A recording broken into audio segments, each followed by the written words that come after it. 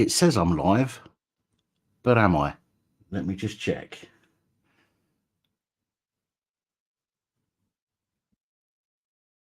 I am. I fucking am. I'm fucking live. Would you believe it? Good evening, ladies, gentlemen, boys, girls, in, outies, in betweeners, one and all. Welcome to another Sunday night live stream. I know some of you missed last week's, as that was a members live stream, but we are back for the next 3 weeks, the next 3 Sundays, with our public ones, because I do like to try and keep everybody as happy as possible. I was going to say something about happy ending, but some people will probably take that the wrong way, so I'll not say that out loud. Let me go through the comments and welcome some of you. Lost Souls, of course, welcome. Maz, good evening. Roger, thank you for joining us. Mrs. W, the wonderful Mrs. W is there as well. Stitch, good evening, young lady. Crafts, hello to you. Loafer, good evening. Mr. Rainbow Bo.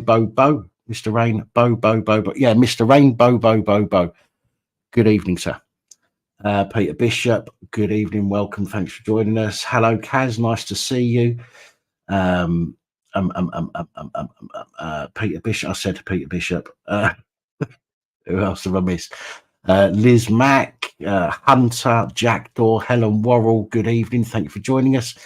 My Heathen Heart Stepper, good evening, young man, nice to see you.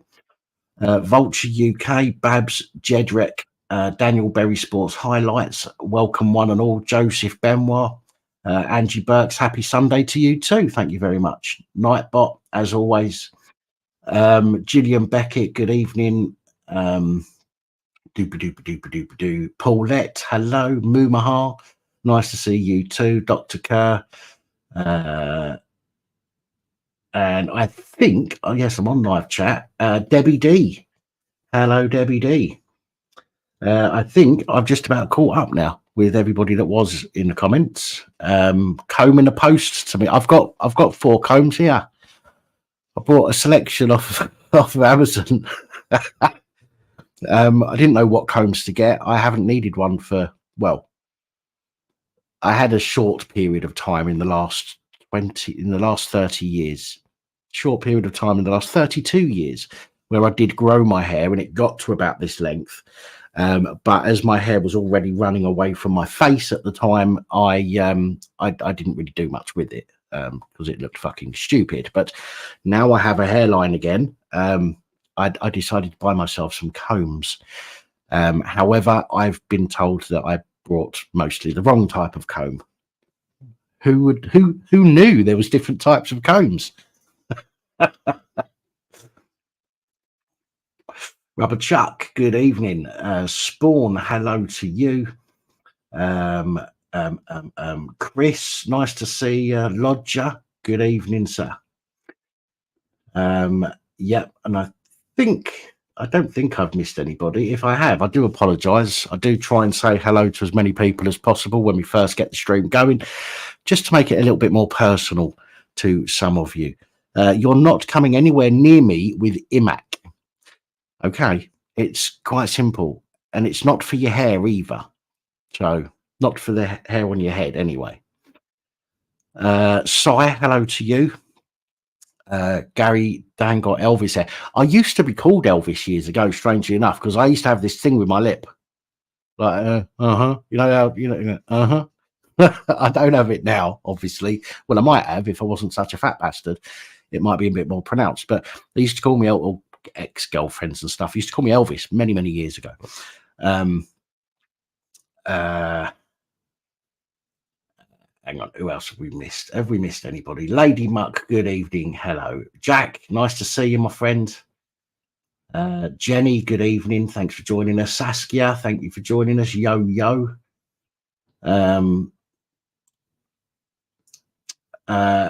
Angie, unfortunately, if there's a comment where they're all capitals, moderators will get rid of them. Because YouTube I mean, capitals are seen as being aggressive towards somebody online. If you want to use a capital word, like a word, all capital letters within, to highlight a specific word, by all means, you can do that. But it's only when it's an entire comment that's capital letters. The moderators will react to that. If you've got issues with I have a word with moderators in the chat, and I'm, they're not they're not complete arseholes anyway.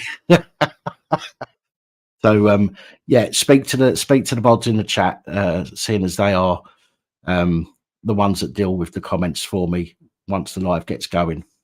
Have I missed anybody? Bailey, is that Elvis Papsley? Very good. David's Cafe, good evening. What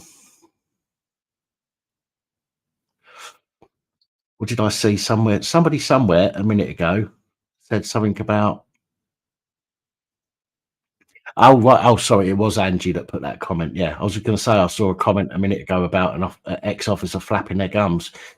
Yeah, well, it'd be nice if he actually decides to come on again, but has a little bit of respect when he opens his mouth for the first time. Because if he does, I'm more than happy to talk to people. Told you this before, and I think most people that watch this channel know that I'll be polite with people until they turn on me.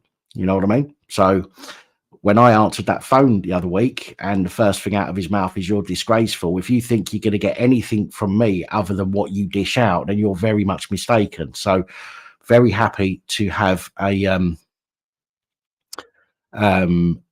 conversation with anybody, providing they don't want to come on and make themselves out to be a complete and utter dick before they even get started. Have I missed anybody?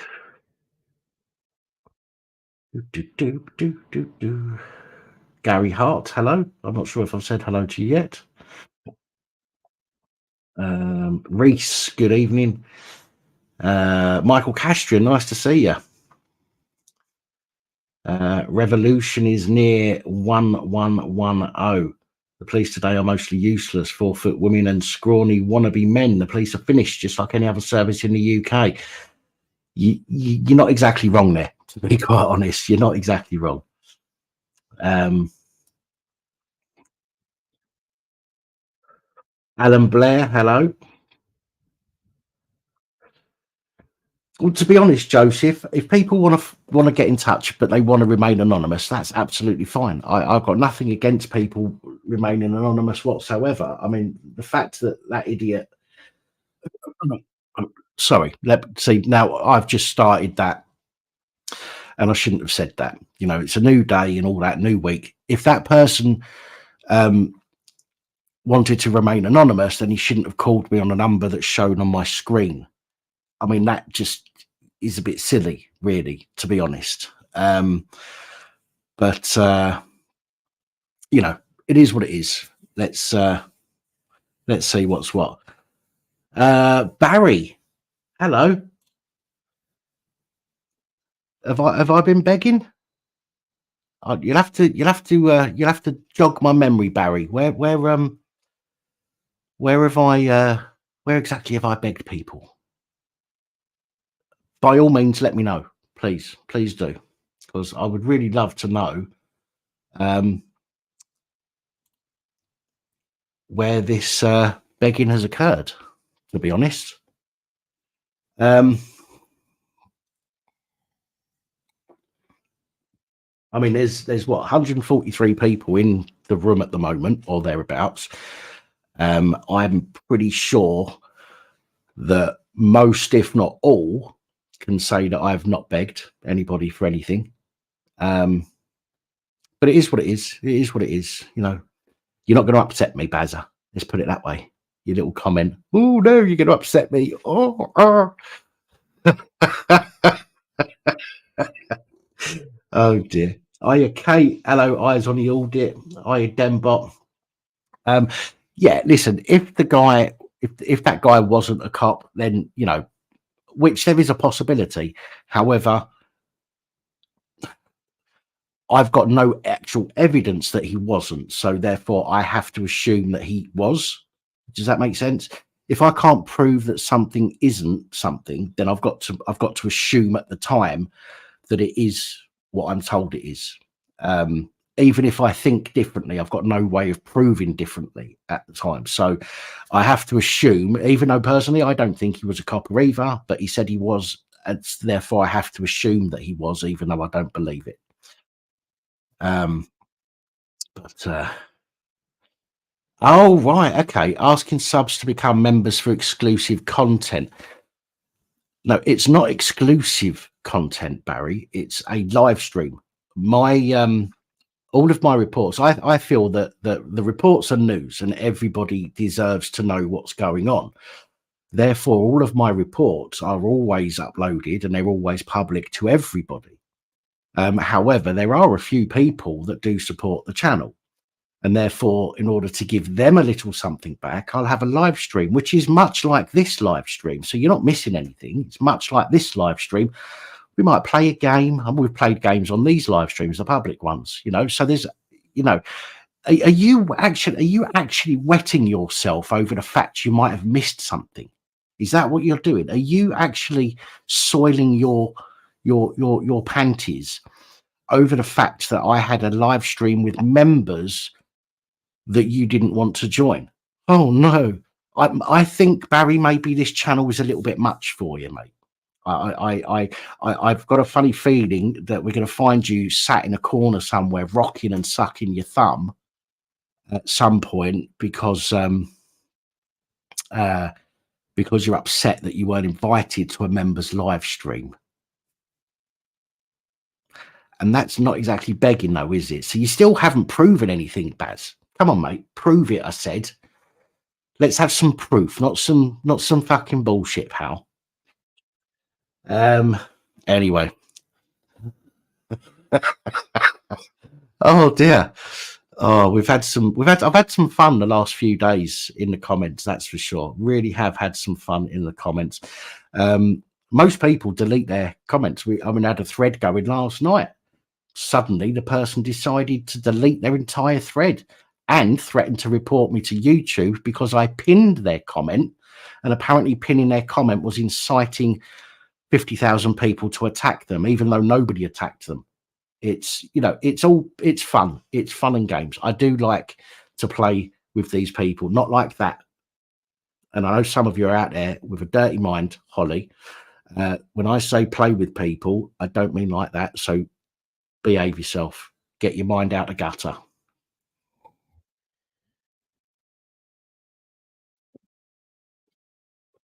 Anyway,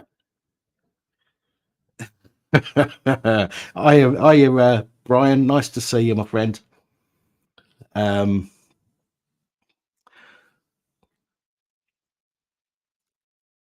What do I think about the new definition for extremists? Is this to do with Sunak's speech the other day? The one where he would have looked like he was being very racist because he was talking about the pro-Palestine protests, but then he decided to throw in the word the far right, so he didn't look like he was being racist anymore. I saw that, but I don't know what, to be honest. It goes in there and goes out there, a lot of the stuff that comes out of that twant's mouth. So hiya, Paul, good to see you, my friend. No worries, no problem at all, mate. But yeah, it goes in there, goes out there. Well, unless I've got headphones on, and it stays in there rattling around for a bit until I take the headphones off. Excuse me, sorry. I've forgotten what I was saying now. Anyway, shall we move on? Shall we proceed with this evening's what's the word? Shall we proceed? What? Fuck it. Shall we proceed with this evening?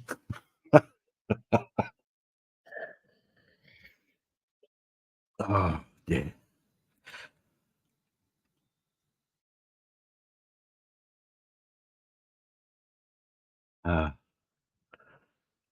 Anyway, right. Just so you know, you are seeing me drink. Yes. However, this is the bottle from. It wasn't last week, was it? Was it last week I got the bottle, or the week before? I can't remember. But it's at least a week old, and that's all that's left, apart from the one that I've just poured myself. So I won't be getting hammered on stream. And for some of you watching, yes, I can afford to buy another bottle, thanks to the taxpayers, you know, but I haven't. So there you go. Some of you like to moan at me for living my life. Oh, fuck me, when I've paid in my tax for quite a lot of my life, actually, and I'm entitled to the support and help that I do get. Anyway, again, moving on.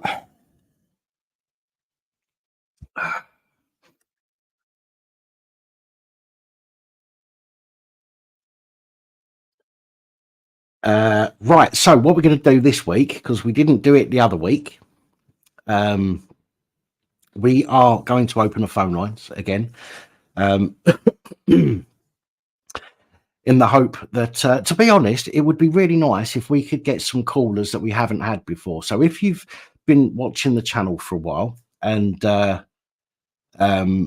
you've not called in yet, but you've thought about it, tonight would be a great night for you to do that. You know, you can call in. When the banner goes up on the screen, it will say you can talk about, you know, hang on, I can't even remember what it says, so I need to look back and read it. It says share a story, whistle blow, talk shit, or call me names. Again, more than happy for people to call me names. You'll get laughed at and you'll get it back, but by all means, you can do that. So if anybody wants to do that, calls generally cost nothing. If you've got inclusive minutes, you can call in because it's a landline number, but it will come through my Skype. Okay, so it's a landline number. It will come through as it will use your inclusive minutes if you've got an inclusive package on your mobile, or on your landline for that matter, and it will come through to me. But if there's anybody out there that hasn't called in but would like to call in and have a chat, I think by now most of you have been watching the channel for a long time, and you know that you're more than welcome to call in, and I'm more than happy to have a chat with anybody, as you've seen many times. I don't need to ring you to call you a knob. No, that's very true, because you'll WhatsApp me, email me, Discord me, text me just to say you're a knob. But there you go. You found the channel through the Rev, yeah. I mean, I'm quite often checking out Rev stuff, and me and the Rev, we've met actually. I've spent a couple of nights at his place where we've done live streams. So yeah, we're friends. But thanks you for coming over and checking us out. Don't touch my unicorn. I want to phone to give you stick for no reason.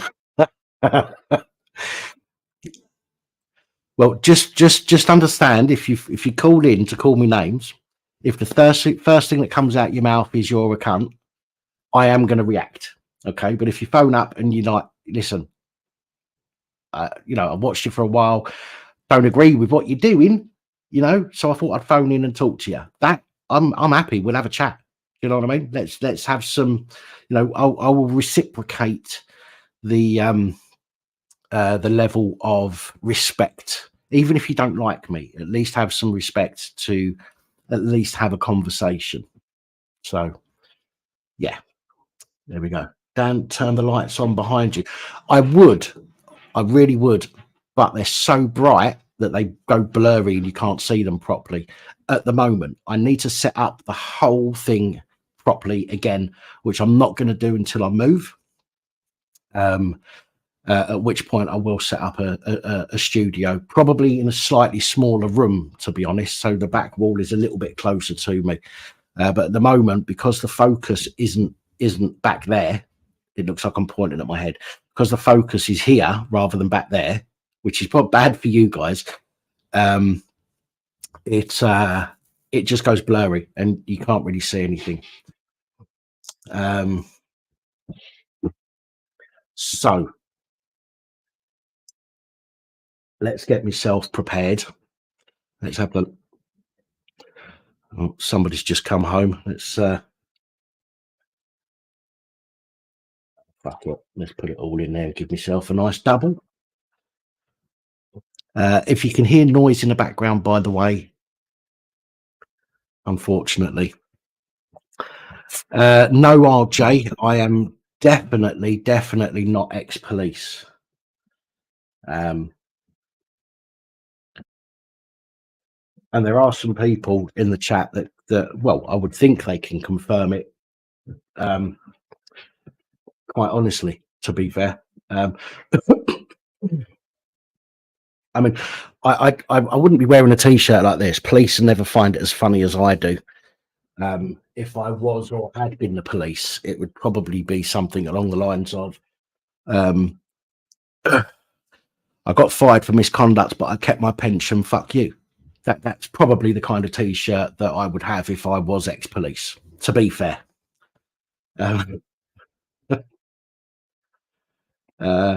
there we go. Anyway.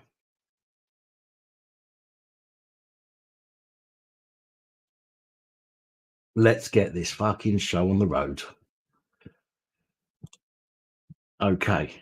Oh, actually, before I do that, when I open the phone lines, whoever phones first, so if you're phoning and you're the first person to get through, please just give me a couple of seconds to say hello, but please give me a couple of seconds to make sure that everybody can hear you. I have done a sound check and it appears that it will go through fine. But if you can just say hello, is that Dan or whatever? Excuse me. And then let me ask the audience whether or not they can hear you and whether the level is appropriate for everybody, if you don't mind. Let's turn the sound up on that. Okay, 0151 528 9590 is the number if you want to share a story, whistleblow, talk shit, call me names. I do not mind. There we go. First call. Oh, hello. Hello. Who's this? Duncan. Duncan, how you doing, Duncan? I'm all right, bruv. I'm all right, mate. Just 1 second, Duncan. I just want to make sure everybody can hear you and the volume is okay for everybody watching. Can you give us a thumbs up in the comments whether if the sound is okay for Duncan? Might be a few seconds delay. Yes. Caller 2 loud. Yes.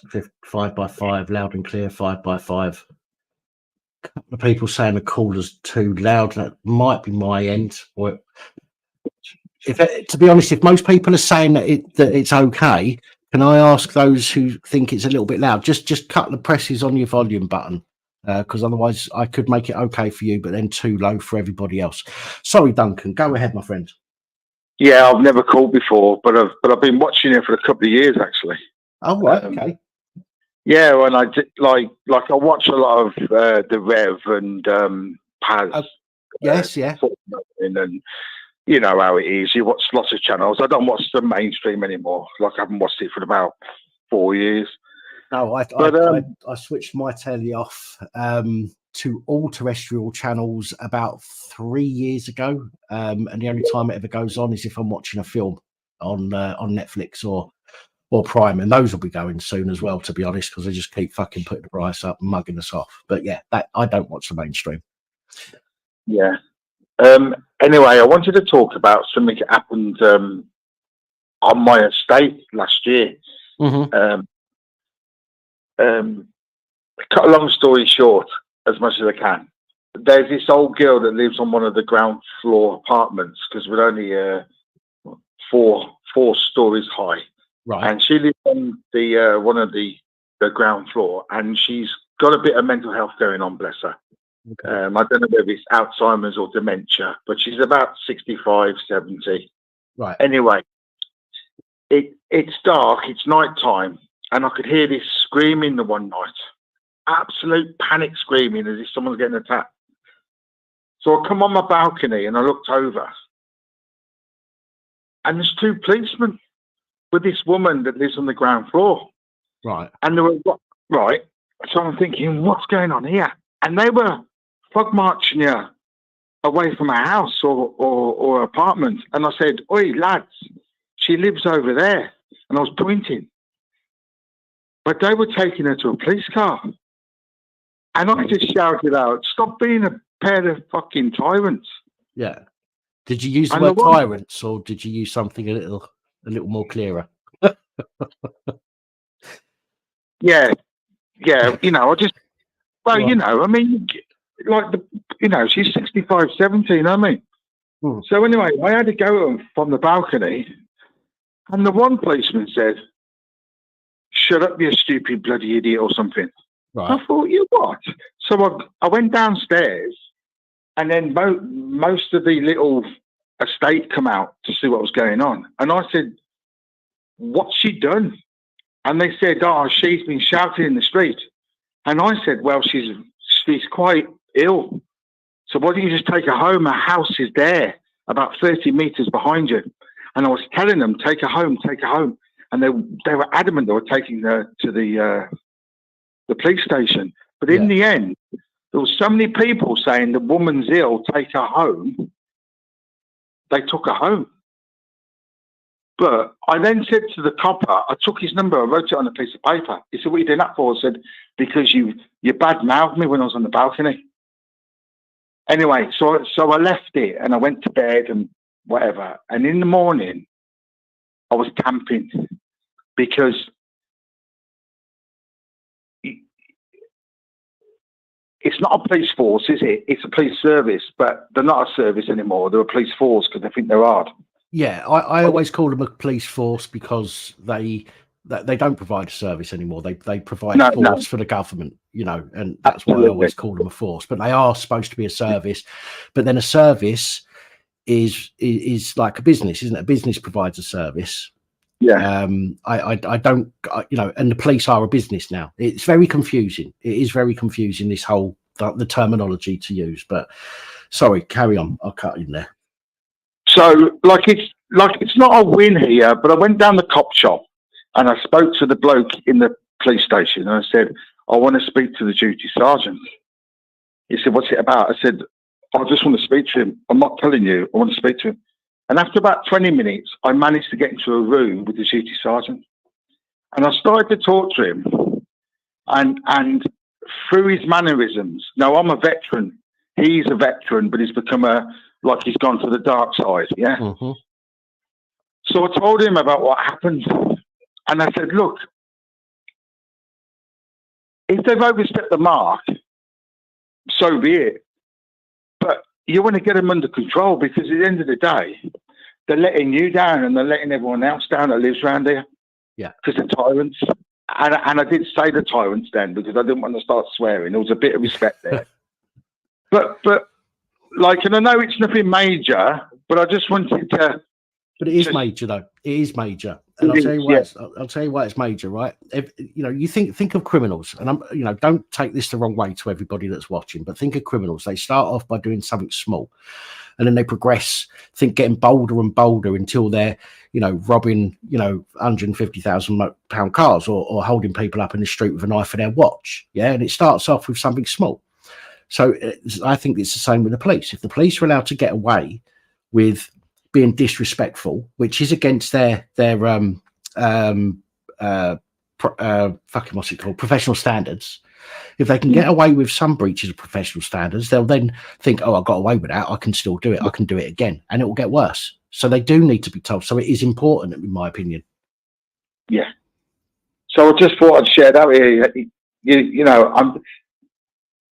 I could look at the political climate and I could have a right go about the two-tier policing going on now, and it is, and it's in your face, and a lot of your viewers are saying now it's all about money, and it is all about money. But it's because they are prepared to beat us, nick us, just to get money off us, or they're the biggest gang in the country, and they're rotten to the core. But it's to prove, they do it to prove a point as well. When they get butthurt, they'll nick you, and in some cases make shit up. simply to teach you a lesson because you've disrespected them. Whereas a copper is supposed to have, anybody, that deals with the public is supposed to have thick skins, and a copper more so than anybody else. Hence why it was ruled, I can't remember the name of the case, but it was ruled that swearing to a copper isn't in and of itself a public order offence. Because their level of alarm and distress has to be much higher than a general member of the public. So, but now, even if you swear at a copper now, they'll try and nick you for public order. Yeah. But like a massive fucking snowflake that many of them are. Again, not all of them. There are and there are some good ones out there that will do the job that they're supposed to do. But when they start overlooking shit that their colleagues are doing, then they become as bad as their colleagues, and that's unfortunate. But it is important. It is an important point. My dad might have early stages of dementia, and I can tell you now that if I ever found out that the police had done that to my old man, they wouldn't hear the last of it. That's for absolute. That is for sure. So yeah, of course. Anyway, thank you very much for letting me call up. No, you're more than welcome, mate. Thank you for the call. I appreciate it. Okay, bye-bye. You look after yourself. Take care. Hello, good evening and welcome. Is that you, Dan? No. Hello? Hello? Hello, is that you, Dan? No, this is Willy Wong's Chinese shop. Can I take your order? Nah, sorry, you got the wrong number, mate. All right. No, it is. It's Dan. It's Dan. It's Pap. It's Dan. All right. Sorry. Sorry, mate. I thought I don't know if you're live on. Are you live or? We are live. Yes, mate. Yeah. All right. Yeah. I just thought I'd give you a ring because, like you say, I haven't rang you up anyway. I haven't rang anybody up, to be honest with you. You know what I mean? You're the I first person appreciate it. I appreciate it. What would you like to talk about? Well, it's about it's about all of it, really. You know what I mean? It's all been took down. You know what I mean, type of thing. And it's I know you probably know this anyway. You know what I mean? Yeah. I'd keep an eye on some of what's going on. I've done a lot of research and everything, and obviously, it depends how close you was. So it's like being in the mine, isn't it? How close you would be, close to the mine and everything, that type of thing. You know what I mean? Yeah. But like you say, it's all coming down. Like it's all coming on top. Since 2019, 20. It's all in, everything's all in the mix, like type of thing. It's going to shit, is what's happening. Everything is going to shit. Yeah, it is, and it's nothing to do with money, because money's not. Because remember, it's all money's all fiction anyway, type of thing. So it's not to do with money as such. Obviously, it's to us lot, to the public and what have you, type of thing. Obviously, you know what I mean? Yeah. Yeah. But it's not to do with money. It's to do with the royals, and it's to do with a lot of it anyway. You know what I mean? Yeah. I do. I will disagree with you slightly. I think that money is part of the issue, and the reason I say that, and I'm sorry to interject, but I just want to, be, be sort of level about it all. When the police put in their statistics every month to the Home Office, right? And if they are not achieving a certain amount of arrests or charges or whatever it might be for certain things, then when it comes to getting their budget the next year, their budget will be slightly lower. It's the same as councils, which is why in March, April time, you'll always see roadworks going on. And it's the council trying to use up their budget so that they get the same amount or a bit more for the next year. And the police are the same. So there is an element of finances involved in it all. It is, Dan, but what I'm getting at, I mean, obviously, I'm like nearly 60, and I went to sales. Listen, when I was younger, right, the copper was the farmer as well. The copper was a teacher. You get what I'm trying to say to you? Where I come from anyway, right? There was a bit of both type of thing, right? Now, obviously, I want to, I'm not going to go into detail because it happened to a lot of people, a lot of us really, when it comes to our parents. And because remember, that's why our grandparents aren't on the scene. I don't know if you know yourself, like type of thing. When your grandparents, they was the ones with the information, right? Yeah. They was the ones that supposed to pass the information down the line, type of thing. Well, after the Second World War, obviously the ones that was in the war and before the war type of thing, they was blinded by everything type of thing. After the Second World War, when they got to the swinging 60s, obviously the freedom and everything, that type of thing, everything was swinging about type of thing, right, yeah? And I was born in the 60s, 65, right, yeah? Right.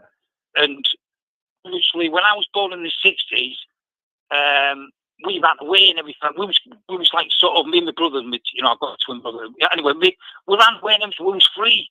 We was free from the system, right? Yeah. Now, I think more than you and everybody else because we was more free, if that makes any sense.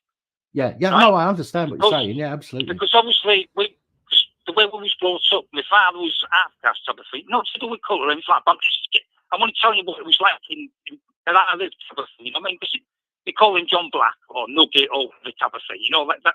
You know what I mean? It's just like, but where we was, he was like the only colour person there.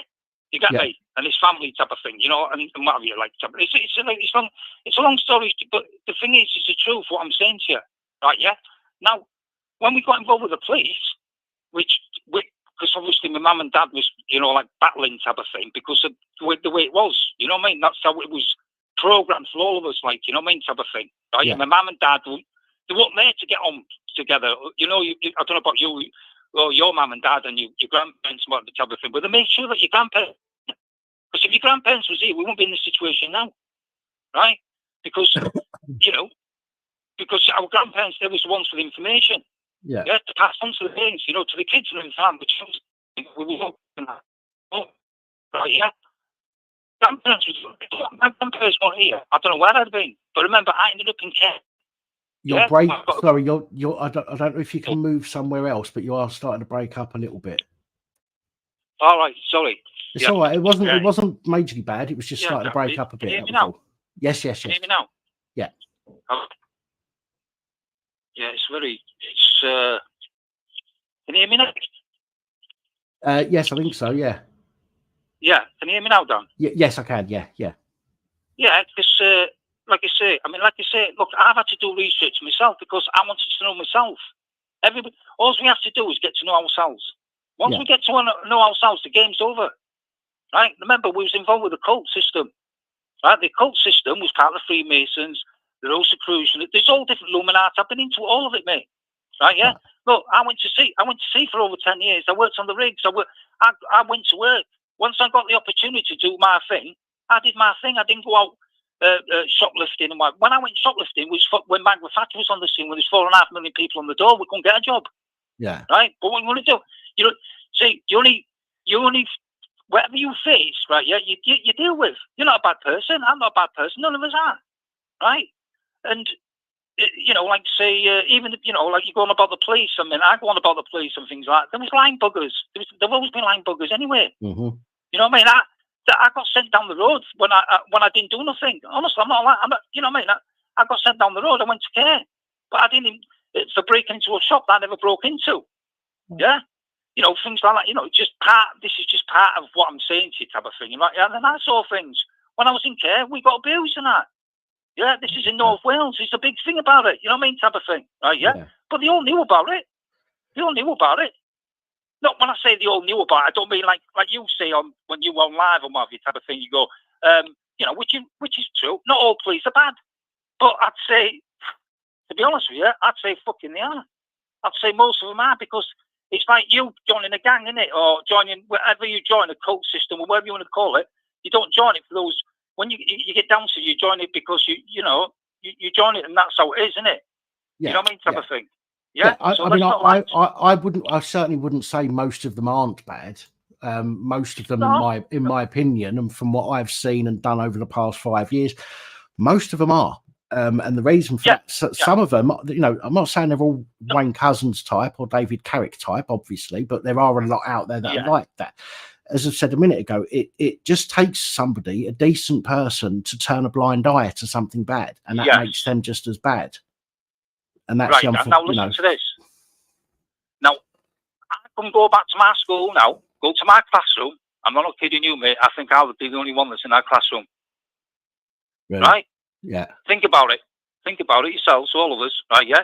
You go in your classroom, right? Yeah. And me anyway, as an example, right? most of my friends and that, they either died of drugs, yeah, alcohol, yeah, or they was in care. You know, this is part of the system. This is what I'm trying to say to you. Once I come out with the system, listen, I don't have tax or MOT or nothing like that. I just drive. And if I get pulled, I don't get pulled because I don't stop, right? I don't stop for no one. I don't stop for nobody, right? Because at the end of the day, mate, right, yeah? Like I say, I used to. Don't get me wrong, you know what I mean, type of thing, right, yeah? I mean, I don't do those things anymore because it's part of the cult system. They know that the thing is, right, yeah, there's a law, there's two laws, right? But obviously, you've got to know them both. You get me? I'm in between. Okay. I'm in the middle, right? So they can't stop. Nobody can stop me. Nobody's got a right to stop me. This is just an example. I'm just saying, right? Yeah. There's no. I wake up, right, and be myself. Yeah. Right. And why? Because we're all the same. Every one of us. 99. Honestly, biological and everything, right? 99% of all of us are the same. There's only one. Just that 1%. That's me. 1% that's you. Do you get where I'm coming from? So, as an example, I wake up, right, yeah? There's no clock. Why? Because that's a clock, right, yeah? It comes down to the calendars and things that will change over time, right? Well, my clock, yeah, it's the sky, right? I look at the sun, I look at the moon, I look at the stars and everything like that type of thing. I know it might sound mad to you or other people and things like that, but what I'm getting at is get your own clock, which I have, because I wake up and it's impossible to have a war. It's impossible to see somebody, you know what I'm trying to say to you, right? Now, the more we're onto their system, meaning, like now, like sort of, if I was a part of the law or whatever, I wouldn't even say I was a copper. I'd be frightened to say it, because we're in a war. Whether we all like it or not, we're in a war, right? Yeah. Yeah. I mean, this is what I believe anyway. I'm in a fucking war. You know what I mean? I didn't want to be in the war, but if that's what they want, that's where we are now. Whether we all like it or not. Because we're not dealing with kids. Because remember, the children, like I was a child, I got abused and that. There was loads of them got abused in care and things like that passed away. Committed suicide and everything like that, bro. Right? All I'm saying is, right, yeah, I'm in a war, right, of information. You get me? Right? And I've studied. And I mean, when I say studied, I've studied, right, yeah? Right down to the bone, mate. Right down to the nitty-gritty. Yeah? Do you understand? No, you've got to understand. Don't say understand, because once you start saying understanding, that you're fucked, because you're in their law, you're in their construct, you're in their mentality, you're in their so-called Illuminati. Because it all comes down to, as in, do you stand under my authority? Yeah. Yes. Yeah, but there's more to it than that, because remember, right, yeah, now it all comes under one thing, right, and it's called the Kabbalah. Now the Kabbalah, right, the Jews, the Christians, they're all involved. All of them, they're all in bed together, but under the Kabbalah.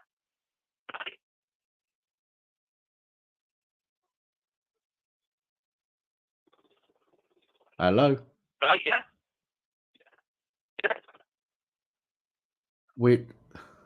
Hello?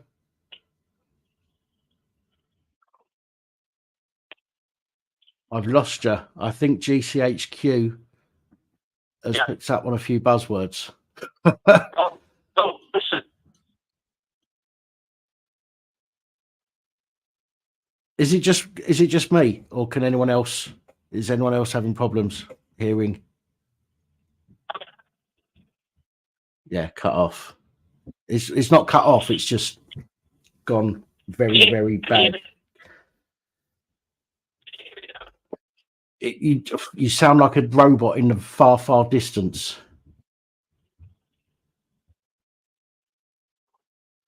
No.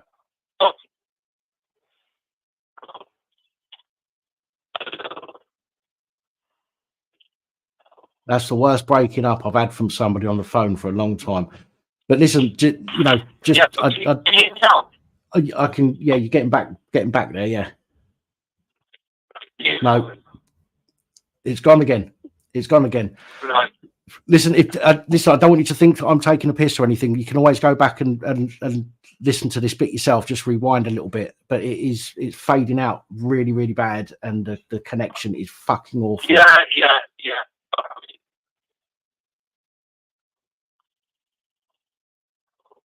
It's gone, man. It's gone.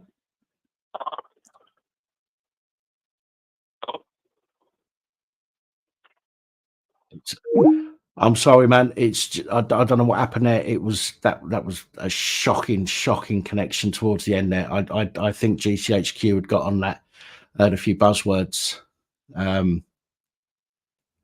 So my apologies, but listen, all my videos stay up, all my live streams, so you can, just to make sure that you don't think I'm taking a piss or lying, please go back and listen, and you'll hear how bad, how shocking that was, to the point I couldn't hear you at all.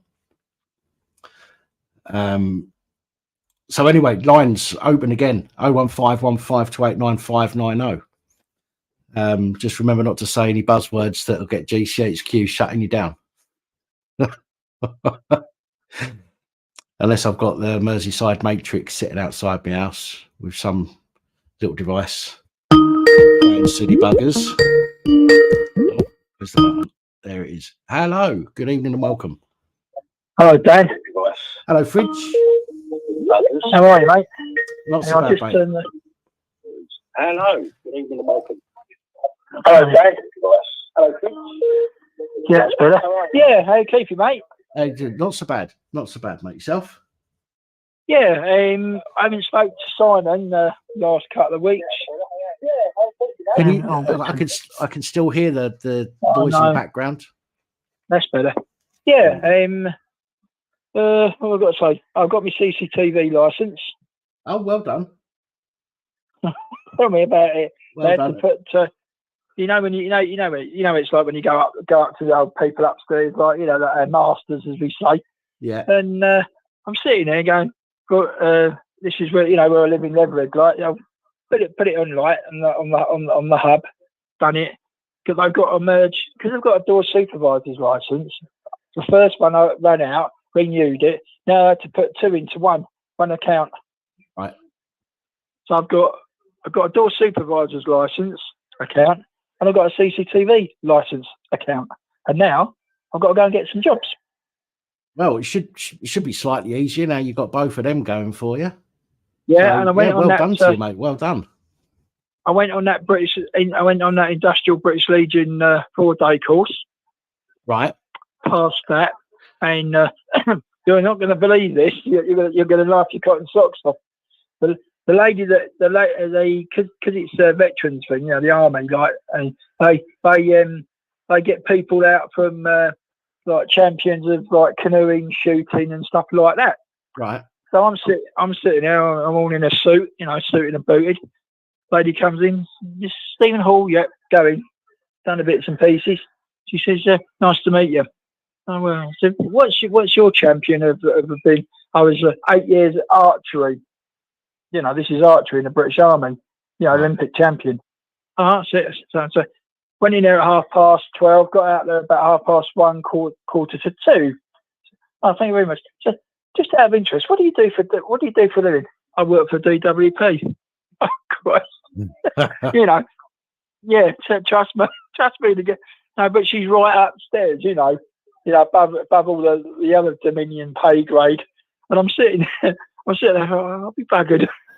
And got on, and I got all my certificates back. I got level 4, excellent, good. And now I'm just going to go and start trying for certain ones that I do. This guy reckons that I won't get. DWP, my job advisor. Well, I'll prove him wrong. And just thought I'd let you know, mate. How's things on your side of the world? Who, me? Mm. Yeah, not so bad. I've been tired. This has been a busy week this week. In fact, I think it's been one of the best weeks that we've had on the channel. Not week, sorry. The last 28 days. I've had nice to see your hair growing back again. It's getting there, isn't it? It's nice. This last 28 days, we've had 750,000 views on the channel, which I think is I think that's the highest we've had in a 28-day period, to be honest. So I'm impressed with that. I'm happy with that.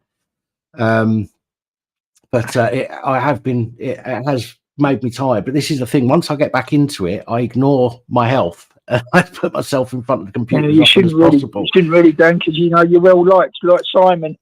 I know. I shouldn't. It's just once I get doing something, I like to do it properly. And then if I'm tired, if I wake up one morning and I'm tired and I think, oh, fuck it, I can't do anything today. And then something pops up on my phone, like something's happening. And I think, shit, people need to know about that. So then I'll get myself dressed and I'll, make myself look pretty for the camera. I don't make myself look pretty because that's impossible, but I at least brush my hair these days, and I'll put myself in front of the camera and I'll do a video, and then something else will pop up and I'll do that. And then I should take a sleep in the afternoon, and it gets to the evening time during the week and I'm absolutely wiped out. And it's hard work. It's hard work, but I like doing it. That's the thing. I like doing it, but it's not doing me any good. Speaking to some of my mates who are truck drivers, and a lot of them are saying that the supermarkets and the agencies aren't paying what they're, meant to be paying. You can £12 for HGV class 2, £15 for a class 1. Yeah. And they said some of them are they're leaving like droves. I've just been asked why I don't get a job. I've just been asked why I don't get a job. Well, how about you have yourself 5 strokes, and then see how you feel after that. There. I totally get it. Well, why are people so cruel? Because they've got nothing else to do. They've got nothing else to do. And I bet you's never fought for Queen or country. Well, I've not. Do you know what I mean? But I respect the people. No, but you've had 5 strokes. So the thing is, right? What was I going to say? The thing is, right? If I don't like somebody's channel, I don't go and watch it. No, I don't go and get involved in the comments. I don't go and watch it. That's it. That's normal, isn't it? You know what I mean? Unless he's completely basket case. I find something that I like to watch to go and watch, because that that gets the the serotonin going and makes you feel good when you're watching something you like. But some people just like to go. I mean, if you don't like my channel and you don't like me, thanks for helping, by the way, with your view. It might only be one, but there could be quite a few people that don't like me watching, which is all going to help. And you don't like me, but you're helping me out. It just doesn't make any sense. But there we go. There we go. I'm looking forward to looking forward to going back to work, and it's you think some places you can't. I was meant to go to the hospital and I went to see varicose veins going. Can't do it till August the 1st. Right.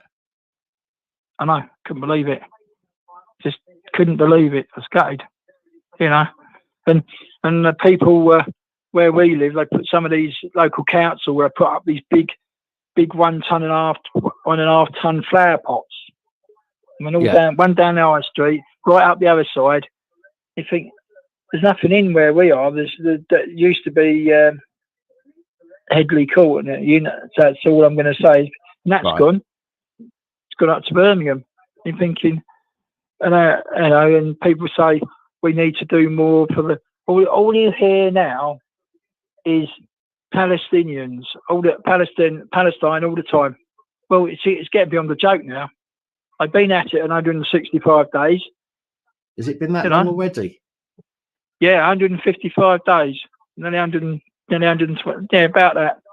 I mean, I understand why they want to do it. In some of them, I understand why they want to do it. A lot of these people that are going and joining in have got no idea what they're actually fucking protesting for, unfortunately. But the worst thing about it is protesting here isn't going to make a blind bit of difference to Hamas or to Israel's leaders what we say 2,000 miles away. Nobody gives a shit what we're saying here. Even our government can't do fuck all about it. So what is the point of wasting your time disrupting everybody else's fucking life and making life a misery for people here in the UK? Concentrate on the issues that actually matter to us with our government, not other people's governments, is my opinion. But everybody's got a different opinion, and that's good. And when you can't go with a Union Jack, there's something really wrong. Really wrong. And people say, "Oh, it's not." What do they know about it? What do they know? What do they know about? You know, what do they know about Israel? Or what do they know about Afghanistan or Iraq? Because they've never been there. They never fought there. But I have, and people like my brothers and sisters have been there. Yeah. So they don't give a monkeys about us. You know, when you're bleeding out in the middle of the road, you want someone to give you are you gonna walk past and let him bleed to death? I don't know. You know, are you? Some people they do the course, they do the first aid course. They do the course, but can't do the treatment. Yeah.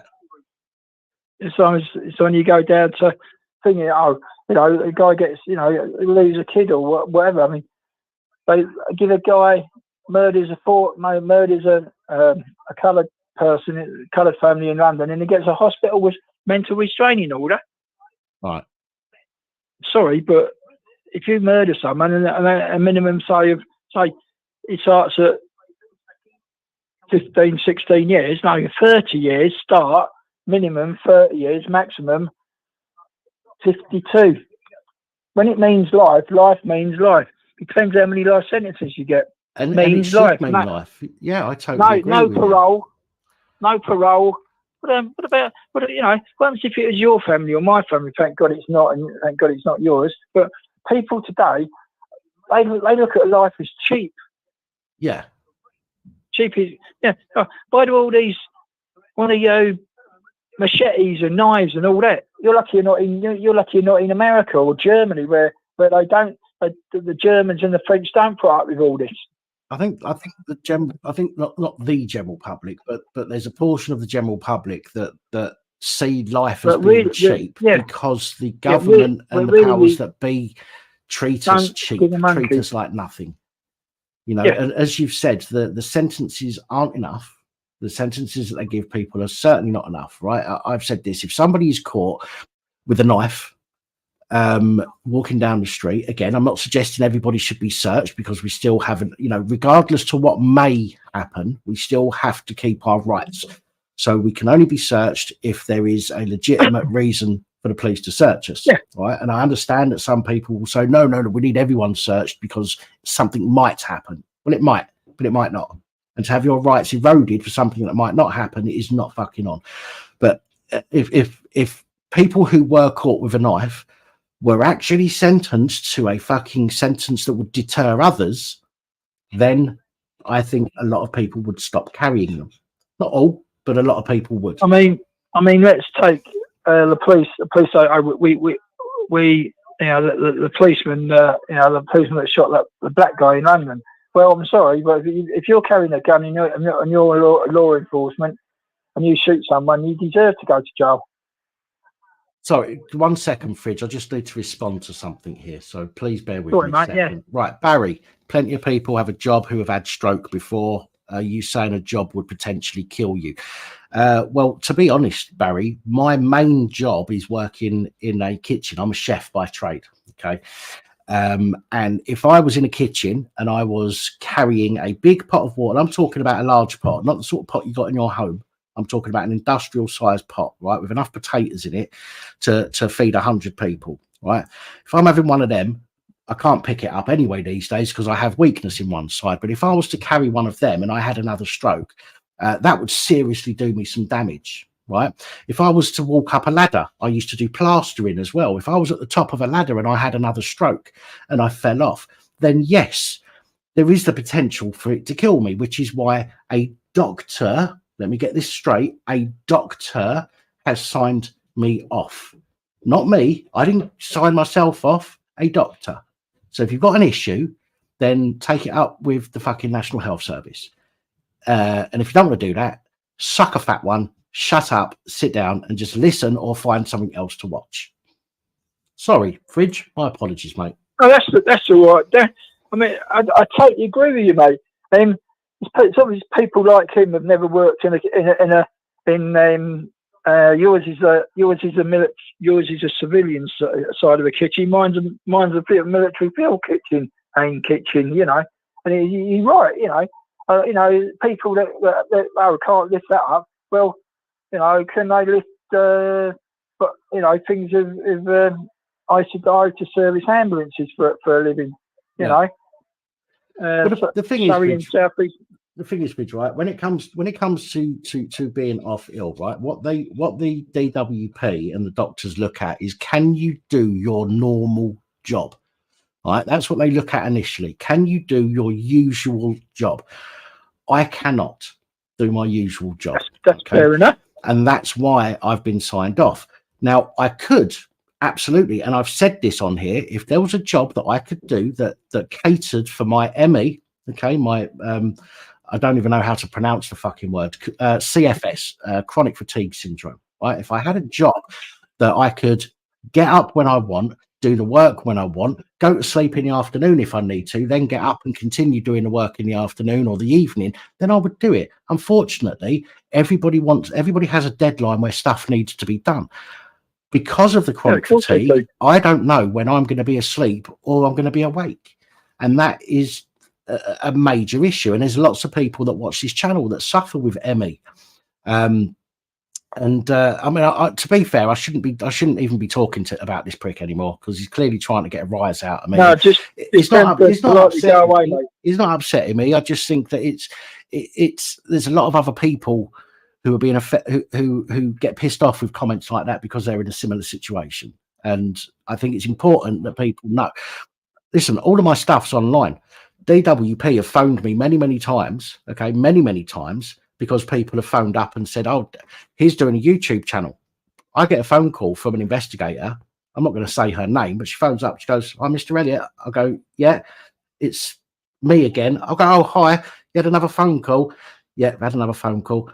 I haven't seen your bank statements for 6 months. Can you send them through?" "Yeah, no problem." Or, "I saw your statements 4 months ago. I don't need to see anymore. I'm just letting you know we've had another call." You know, that's what I get on a regular basis. You know what I mean? Because people want to try and stitch me up. But I'm still here. I'm still doing what I'm doing. Clearly, I'm not doing anything that I shouldn't be doing, which begs the question, why are people so desperate to make themselves look stupid? I mean, here's one for you. I'm a type 2 diabetic. Yes. Now, a couple of weeks ago, I had to go and get metformin and usual nuts and bolts, you know. And the lady said, "I'm sorry, it's not going to be in. Your jab's not going to be in for another 3 weeks." "Yeah, not a problem." Lady's in front of me. She's come for a weight loss jab. She said to the lady, "Is it in?" "No, not in." She huffed and puffed and muttered a few things and said a few things that I won't repeat. I think, God. All that for that. And me, I'd sat there yet, and an old couple beside me said, and you'll laugh at this. "If I haven't got it in, you can't have it. And if we haven't got it, it's got to be signed off. And if we haven't got it in and it's not signed off, you're not having it." I sat there.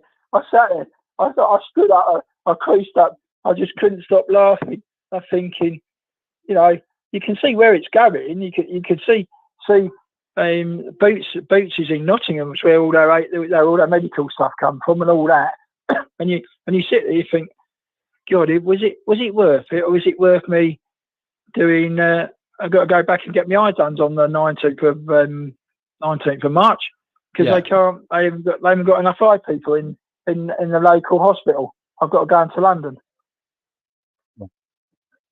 It's like, what have I done wrong? You know, I could go back and get an HGV if I wanted to, but I don't know. I've still got a 7.5 ton license and a CPC and digital tacho. But there's like some of them today. Some of these drivers, these van drivers, and haven't got a clue. Haven't got a Scooby Doo. You know. One guy is looking for an address down where I am. I said, "It's down the road there, mate." He went on the right, I was on the left. And he went down the road. He stopped. And there was a dust cart coming up the other way. So normally you'd pull over to the left-hand side as much as you can. The guy just stood there. Dust cart stopped in the middle of the road, middle of the little road. He's got his door open and he's delivering this letter for this parcel. And this man got got in, and I'm walking past, and a courier driver goes to the dustman, can't you move it over a bit then? He says, no, it's a dust cart. It's not a Formula 1 racing car. You know, it's a 14-ton dust cart. And this guy's, you know, never seen a thing of, you know, he's got a little van, and the guy's got a bloody great dust cart. So God knows how the hell he ever passed his driving test. Huh. No, even that's getting bad. Even that's getting worse now. You know, the DVLA are going to do things that some people just. I can understand eyes and all that. I can understand heart and medical conditions, all that, like. But some of them DVLA really want to get a grip, especially when people are waiting for them for their certificates to get their license or renew their license or HGV. Yeah. So what do? They're just taking it's like the police force, just taking the mickey. Isn't it? Oh, we'll charge you for that. Yeah, charge you for digital tacho. I can understand that if I haven't got it or it run out of CPC and runs out. Yeah, I can understand all that. But what do? Nothing. And then you see people on disabled scooters now. No. They're you know, I don't know if they'll charge them road tax, but if they get their way, disabled scooters will be on the thing next, on the board. You know, when I've seen some people run down, you know, disabled scooters run people down. You know, well, I don't like them, or you're in my way, or you know. Yeah. I had it when I was on the streets. I swept the street, put it up. When it goes, you let me pass. Well, just to wait a minute, you know. So I've got it all up. I've brushed it all up on the old dustpan, shovel, chucked it in, and she just moved me thing out of the way. I just said, no, lady, you wait till I'm finished, then I'll let you pass. She only ran me over, tried to run me over with her boot, the front of her disabled scooter. It's a Fridge, man. I'm going to have to wrap this up, Fridge, I'm afraid. It's been on 20 minutes, man. I need to move on. Oh, okay, mate. Yeah. Sorry, I'll see you next week, mate. All right, then, pal. You look after yourself. Bye. Take and it you, easy. mate. Bye. Ta, mate. Bye. Right. I just want to turn that volume down for a moment. Right. Two things. Gary, there is no test for ME or CFS. They have to rule out everything else, unfortunately. So you'll have to go for an iron blood test and all sorts of other tests. And if they can eliminate all of those, then what's left has to be ME or CFS. Unfortunately, that's how they do it. There is no test to identify ME or CFS. And Aristotle or Plato, you're right. And I've done many jobs in my time. I've been a bin man. I've been a fucking bin man, getting covered in shit, you know, getting up at 5 o'clock in the morning, going out, you know, clearing other people's shit off the streets, right? I've done lots of things in my life. I have. And I'm more than happy to take something that can accommodate what I have to do on a daily basis. What people don't see is how me putting my videos up affects me once I stop recording, once I've put my videos up. Streaming or sitting in the chair is as tiring as anything else for me. Just sitting here doing what I do is as tiring as anything else for me. And if there was a job, or if YouTube paid me enough, which they certainly don't, to do what I do, then I'd be more than happy to, you know, not rely on help from the government. Because the government, once you get help from the government, you're stuck, you're trapped. They say they want you to come off of benefits and stuff. They don't. They want everybody on benefits relying on the government. Mr. Government, can I have some food this week? Well, have you been a good boy? No, you haven't. Well, no, I don't think we'll give you enough money to fucking feed yourself and heat yourself this week. I don't want to be in that situation. I don't. You know, scrimping and saving every week. Have I got enough to buy this? Have I got enough to buy that? Nobody wants to be in that situation, apart from, well, there are some people that do. But anybody with an ounce of brain cells do not want to be in that situation. I don't want to be in this situation. But at the moment, I've got no choice. As I say, if YouTube were paying me for doing what I do, which if you ask any YouTuber, unless you've got several 100,000 subscribers and you're putting out videos that are fun, shall we say, then you don't really make money on YouTube. So I do this as something to do. I do this so I don't sit here going stir crazy. You know, I can't even walk to the local shop anymore without having to stop several times to get there because of the pain in my lower back and my legs, because I have to walk differently now. You know, so, and I'm not having a go at you, right? I know it's a genuine question, a genuine comment you've put, so I'm being, you know, be respectful to your back. I wish that I could do that. And as for stopping cigarettes, listen, if I die, I die. Right? If I die, I die. If it's my turn, it's my turn. Giving up smoking actually raises your blood pressure for a while, makes you stressed out, which would potentially put me in a far more riskier position to have another stroke, to be honest. We've got another call anyway. So, hello, good evening and welcome. Goodbye, good evening and goodbye. So yeah, so I'm, you know, if my time comes because I'm smoking, then so be it. But I'm not going to put myself through that. Because that will raise my blood pressure anyway, which could cause me to have another stroke. I really don't want another stroke.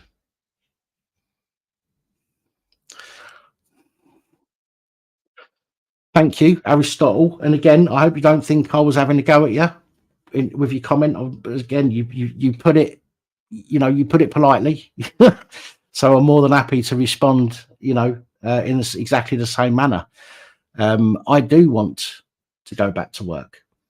I've run several businesses, you know, and unfortunately there's nothing out there that I can do that will make money to pay my rent, to pay my bills, to feed myself and to heat myself and clothe myself. There's nothing I can do at the moment. And I wish there was. I genuinely wish there was. So because I can't do that, I'll do this, because at least this keeps my brain occupied. Although that's just as fucking tiring as physical work. But yeah, so I do what I can.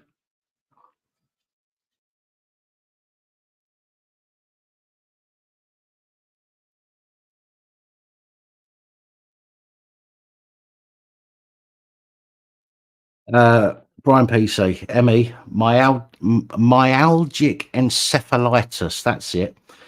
Having a wife who is one of the longest sufferers in the country from the condition, is very ill. She had everything going for her before it struck. Yeah, honestly, look it up. Honestly, look it up. There are some people out there that have got it way worse than I have. And I mean fucking way worse than I have.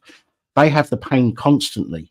Some people can't even get out of bed for days at a time, weeks at a time. It is fucking horrible. It is an absolutely horrible thing to go through. I've been told, this is by a medical professional, but I've been told that where my brain has been damaged from the strokes, because when you have a stroke, your brain does get permanently damaged. So I've got brain damage. Who'd have thought it? Who'd have thunk it? So I've got permanent brain damage. It can't repair itself, but it tries to repair itself. And what it does is it makes new connections. Neurons reach out and they make new connections. The problem is that sometimes your brain will try and fix the area that's damaged constantly. And your brain only really repairs itself when you're asleep and you're not using it, because the majority of your brain shuts down and then it can start repairing itself. And sometimes your brain will constantly try and repair something that can't be repaired. Therefore, it just constantly makes you tired. Your brain says, go to sleep so I can fix this. Go to sleep so I can fix this. And it gets to a point where it won't ever fix it. but it's stuck in this cycle and just constantly makes you tired and constantly makes you need to sleep. It's horrible. It is horrible. I wish people would look this stuff up before making silly comments, to be honest. Not you, Brian, obviously, but I wish some people would go, oh, what is ME? Let's have a look. Before I start berating somebody about it, let me see what it fucking is first. And unfortunately, a lot of the dickheads we get on the channel just open their mouths without engaging their own fucking grey matter.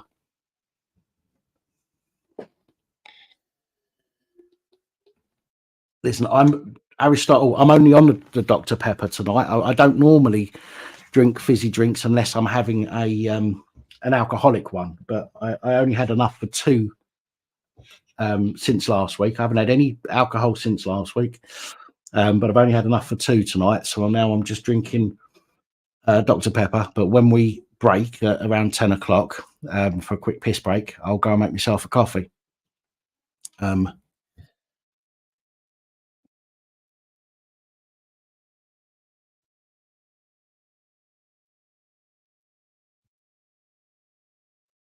Israel or Palestine? Neither.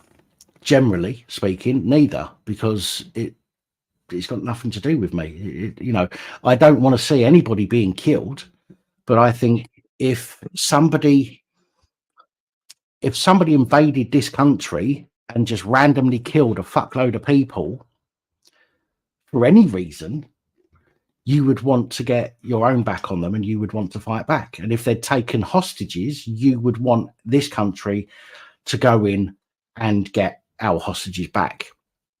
I think that Israel may be going over the top. And I say maybe because the International Criminal Courts, or is it the ICJ, International Court of Justice, have said that if Israel continue doing what they're doing, then they could possibly enter into the realm of genocide. So the ICJ has given Israel six things to do to prevent that from happening. So everybody's shouting out about genocide. Africa already went to the ICJ, and the ICJ turned around and said, no, it's not genocide yet, but they could go into that direction if they carry on doing what they're doing. So everybody yelling genocide is talking out of their arse. Because the ICJ, everyone was all for it when they went, yeah, ICJ will tell you they're doing genocide. ICJ doesn't say they're doing genocide, and everyone's quiet about it now, but they still shout it in the streets. So, so I think that Israel, it could well be, but I'm not, I'm not a military man, so I don't know. But I think they could, from a civilian standpoint, be going a bit too far. However, Hamas, regardless to the fucking reason, and I say regardless to the reason for a good reason, because I don't think it fucking matters, right? If you're being held captive, right, in an open air prison, that does not give you the right to go and fucking kidnap, murder, rape, and all the rest of it, innocent people. And then it doesn't give you the right to use your own people as human shields against what comes after that act. So I'm not really on either side, to be honest. And I certainly don't think that we should even be fucking bothered. By which I mean the amount of people over here that are making a big hoo-ha over what's happening 2,000 miles away, when what we say means and makes no fucking difference to Hamas. Hamas aren't going to turn around and go, oh, them fucking Britons they've got to me. They've pulled my heartstrings. Come on, boys, let's give the hostages back and, let's go back to normal. They're not going to do that. They don't care what people over here or in America or anywhere else are saying. They do not give a shit. Nor does Israel, for that matter. Israel's government don't care either. So yeah. But it's also good to remember that Hamas have refused ceasefires. So I think that's important to remember as well. But yeah, I really think that they should just fucking get on with it. Do what you need to do. Fuck all to do with me.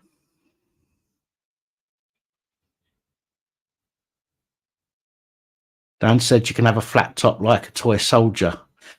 Like like that geezer out of Street Fighter. Is it Guile? Is that his name? One that wears the camo pants with the blonde Johnny Bravo hair.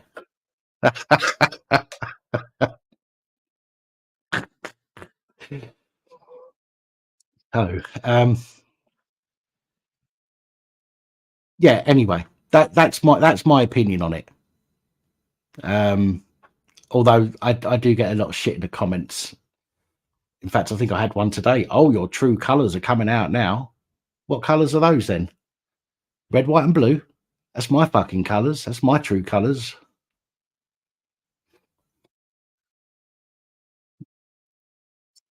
So anyway, do you know what I didn't do? I forgot to fucking set my Skype to active. There we go. Right. Don't forget the lines are still open, guys, if you want to call in. 01515289590. They have been open for a while as I've been chatting. Oh, here we go. Here we go. Good evening. Hello and welcome.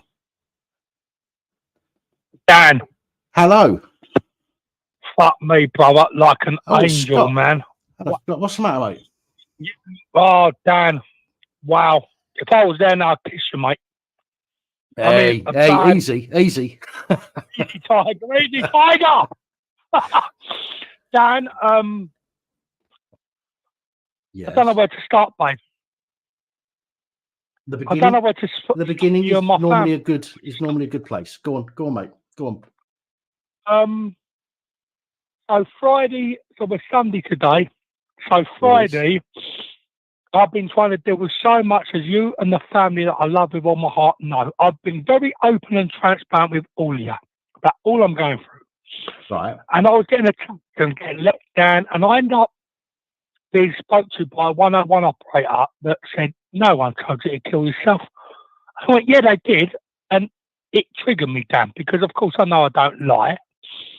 So then I went into the kitchen with the Health and Parliamentary Ombudsman shit on my head, the Universal Credit bullshit and the debt they've got me in, all the fucking not eating and not being able to look after themselves because I'm paying off my friends that lent me money. Mm-hmm. That's taking away what you and your family done, Dan, and my family done with the last 5 years, or what they know about. So I'm trying to balance out the weighing scales, and this scumbag on one, I went, no one told you to kill yourself, and I went, yeah, they did. No, they never. And I went fucking ape shit, Dan. I broke my air fryer. I broke my blender. I sweeped the draining board side of clean cutlery onto the floor that ended up cutting my left foot. I went sick. I went absolutely fucking sick, bruv. Beyond the word sick itself that does it a justice because of what this corrupt devil shape-shifting scumbag officer said. Because one, I don't lie about fuck all. So when you're telling me that someone didn't say what they did that cost me my life nearly, I'm going to war. And stupidly, my good brother Dan and my sisters and brothers in the side chat, it cost me money because I had a little voucher, Dan, from Argos through Redbridge. So I was able to cover the air fryer. I got another air fryer. And I got a good one, Dan. The top of the range one, 180 quid one. I went right on board. I thought, let's turn this negativity of a 50 quid air fryer into a positivity. Now I'm getting a 180 one. Bill and Ben's flower pot, man. Let's bring it home.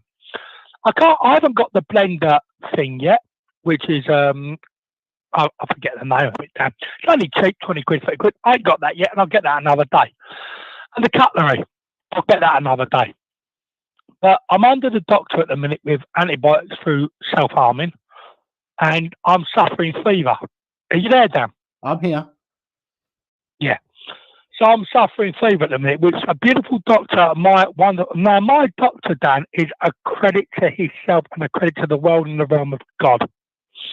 But he weren't about. So another doctor got involved and went, look, if you're suffering fever, you've had this for the last few months, if not longer, and I am suffering fever, Dan, but I won't tell them, I'll tell you, love you, and I love Angela, and I love all the side chat. But when it's a suffering fever, cold, hot and cold swells, get to hospital. You need to be on intravenous trips. Well, guess what? I need to be on intravenous trips, Dan.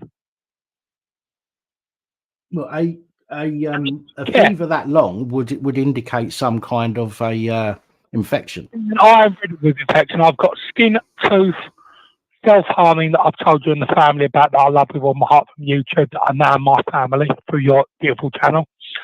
I've got the worst infections ever, Dan. I've slept all day today. Now, all right, Dan, I've lost my mum, as you know, all of you know. Not in that way, but we come from a broken home. So yeah, it's been a difficult time for me today. But I would still be sleeping anyway because I'm absolutely broken. I've been spoken to so rudely by the police. You couldn't believe that these people were employed to protect us. I mean, they are disgusting, Dan. Without a shadow of a doubt, the worst people that are ever born on this planet. Now, I said to Angela, I don't know what she has and hasn't told you, but I'm honest like I know she is. So I get the tab. I had the Argos like this for a long time, Dan. I'd say a good 5 or 6 months if I used them. I then smashed the air fryer up. I ordered the air fryer. My fucking tablet's now broke. I've got no tablet. I don't know what's happened, whether I've spilt vodka on it, whether I spilt a drink on it, or whether the Illuminati have sent some sort of bug to it. Because 1 minute it's working, then it's not, then it's half a screen, then it's not half a screen. Now I've got no tablet at all, full stop. Now my tablet is a Samsung, so I won't have the money to replace that for, I'd say, a good few months. So one thing I'm thankful of Angela and you, and Dan, I thank you for this, is that I'm talking to every one of you that I care about. I couldn't give a fuck about anyone else, but I give a fuck about you. So if you don't hear from me, it's because of the situation you now know today from my speaking out my earthly mouth as Scott Angel. Because I ain't got the money to get another tablet, Dan. Right. And I ain't got enough money to buy myself clothes. So I'm struggling to eat. So that tablet won't be bought. I would say, Dan, being honest, with God and Father Jesus as my witness, for a good 3 months, I won't have another tablet. Can't you, isn't there like a repair place around there you can just get a quote from them? Well, Lisa, my friend who I love, she's going to take the tablet in the week. I said, look, she said, bring it in. She said, fit it in tomorrow. I'm so unwell, Dan, that I might not make tomorrow. I said, look, I'm very unwell, Lisa. And you know, Lisa, I've sent you the photo of Lisa. I said, look, let me see, babe, if I can get it. I said, I'm not promising tomorrow because I'm very unwell at the minute. I said, but when I am better, let me bring the tablet in. If they can fix it and it costs me a 50 or 100 quid, whatever it costs me, I've got that. It's a bit easier to find that than 200-300 quid for a new tablet. But I'm not able to do it a minute, Dan, because when I say, and I love you, Dan. I really love you, brother. I'm talking blind. I can't see the fucking feed. There's no tablet on. I don't lie. God's my witness. Father John. When I say I lost my shit, Dan, I lost my shit bad. And that's not like me. And I knew that I was at breaking point. I knew these bastards were pushing me to breaking point, all of them. Health and parliamentary ombudsmen that have been absolutely bitches and scum to me. Police that have arrested me for things I haven't done and then not got back to me to why I'm arrested. Just constantly hanging me up, constantly being rude and constantly being scumbags. Right. So I knew that what I'd done on Friday was, that's not me. I've known you brothers and sisters, I'd say, for 7 years, Dan. Never once have I come on a Sunday night thing that I swept my whole cutlery on the floor and broke my own foot nearly with cutlery, smashed my goddamn appliances up and went ballistic. Never. No, you haven't. No, that's fair. But Dan, it happened, babe. And then what I've done afterwards, my little darling brother, was there was such a tragedy in my family in a side chat that I looked around my kitchen and I cried. So what these, excuse my language, my family that I love, these fucking cunts made me do that, and then I was the one that was breaking down in tears because of it. The thing is, we all get to a point where we break. Okay, it's natural. We all get to that point at some stage, right? I've been there many times. I've needed new cookers because I've kicked the fuck out of the front glass on the cooker because it wouldn't light, of all things. The pilot light wouldn't light, and I lost my shit. It was just a breaking point for me, right? There was a lot of other stuff going on at the time. It was a breaking point. We all go through it. We all get to that stage at some point in life. And my little brother went sick, man. Like to the degree that I scared myself. Like, what the fuck? Like, and I went, I've allowed these people that are soulless to tell me what I know is not true, as in the operator didn't tell you that, you're a liar. Well, I know it's not the fact, what he's saying, so I should rise above it. But and I walked down to the kitchen to get a drink. I paused at my door, and it was, Dan, I hope I never go for it again. I just see red. I went animal. Absolute animal. Just fucking ballistic how I went. And it was all because of someone telling me what I know is the truth and telling me that it didn't happen when I know it did happen. Right. Scott, Crafts has just said in the comments that she wants to try and help. My family. So Dan, can you? I love you, Dan. Sorry. She said she wants to everybody loves me, and I've got a lot of love there. But listen, I can't see nothing. No, listen. This is why I'm passing the message on. She says she wants to try and help you by offering to fix the tablet. She said she won't charge you for the labour, but she'd have to charge you for the parts. It's just a case of having to get it to her. So it's a case of sticking it in a box. Last time it happened, last time something went wrong, it was the charging point, Dan. If you remember, I told you guys. And then Lisa got it fixed. And I did tell you, because I'm very honest, I told you the problem with the tablet. I think it was about 8 or 9, 10 months ago. This time it's more serious. It's not the charging point because it had 40-odd% and it was flashing. The screen was kind of cloudy, lines going through it, red lines, cloudy lines, this, that. I think the tablet is broke. If it is broke, then I'm going to have to get another one. If it isn't broke, then I'm sure Lisa, that I've shown you a photo of Lisa, my friend, who I love her so much. She'll get it fixed. It cost me 50, 60 so because I'll get it done. But the reason that I'm thankful, Dan, of this phone call is because I am suicidal again. I'm going to lie to you, because I don't lie. And I'm going to have to fight now because I got a mum and dad or what I think Angela gets, I know you get it, Dan. My go-to point is YouTube at the minute. So I might be indoors, it might be Society X, or Yardley's doing a live stream, or you are, or Ollie, or Bill, or Ben, or the Flower Pot Man. And as soon as I see a brother or sister doing a live feed, I jump on that, because then I'm not alone. Yeah. So what these bastards have done, they've kept me alone now. They've gone, right, you ain't got no tablet now, so what you're going to fucking do? You're going to do nothing. You're going to cry, because you ain't got no money. You're going to be fucked, aren't you?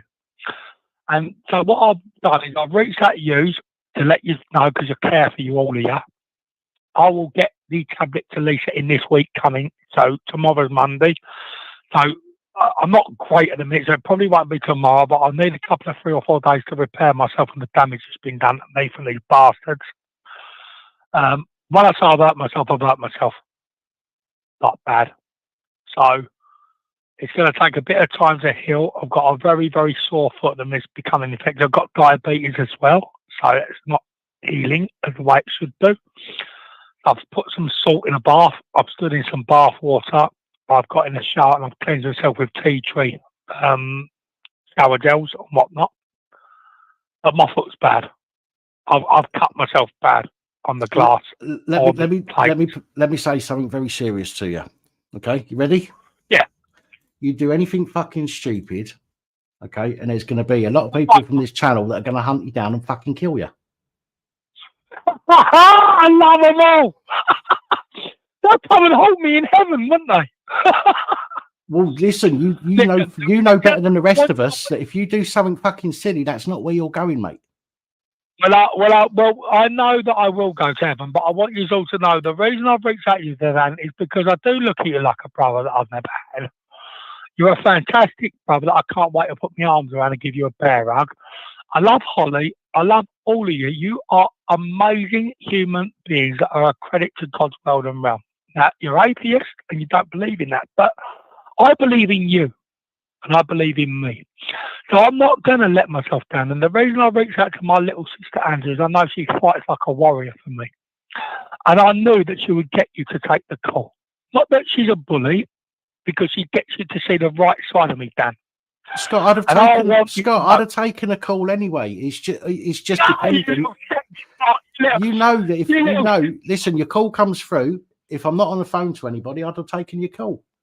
I promise you, I don't like. Yeah, in fact, God's saying you ain't got to say. All of you police abusing power channel. No, I don't lie. So I've got no time. I'm talking blind.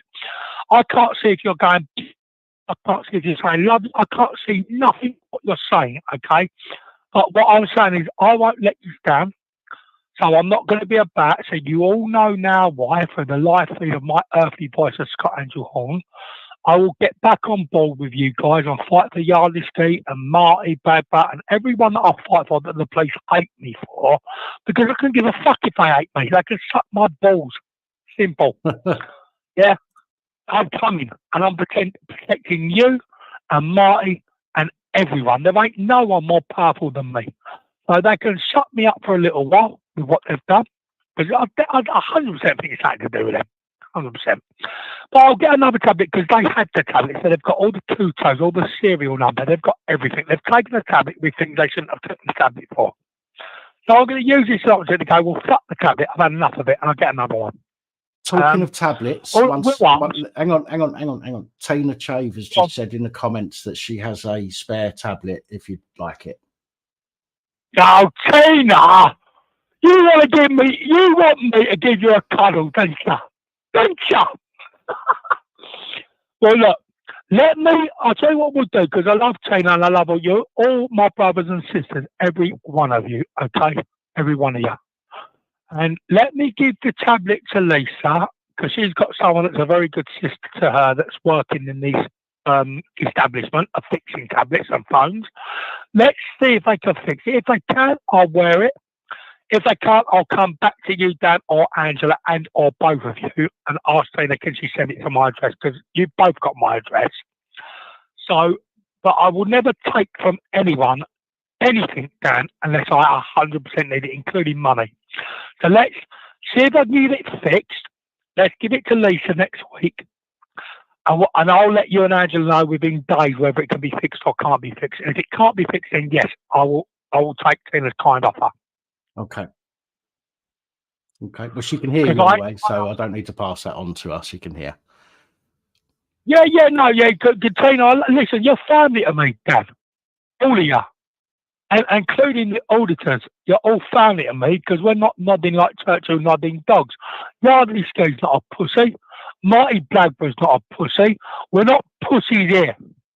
You can shut my tablet up, and good luck, because I'll get another one. How'd you like those apples? And I'll get it on my own, or I'll get it with my family. But either way, I'll get another tablet. And I'll be coming back online, and I'll be abusing the police in the way they deserve to be abused, and I'll be complimenting the police when they deserve to be complimented. And if they don't like it, they can suck my balls, because I'm not here to stroke their ego. Are they shaven? I'm here to get listen. Are your balls shaven? Because you don't want to be giving them a fur ball, do you? Well, the way things are going, Dan, I'm prepared to let my balls grow some big hair.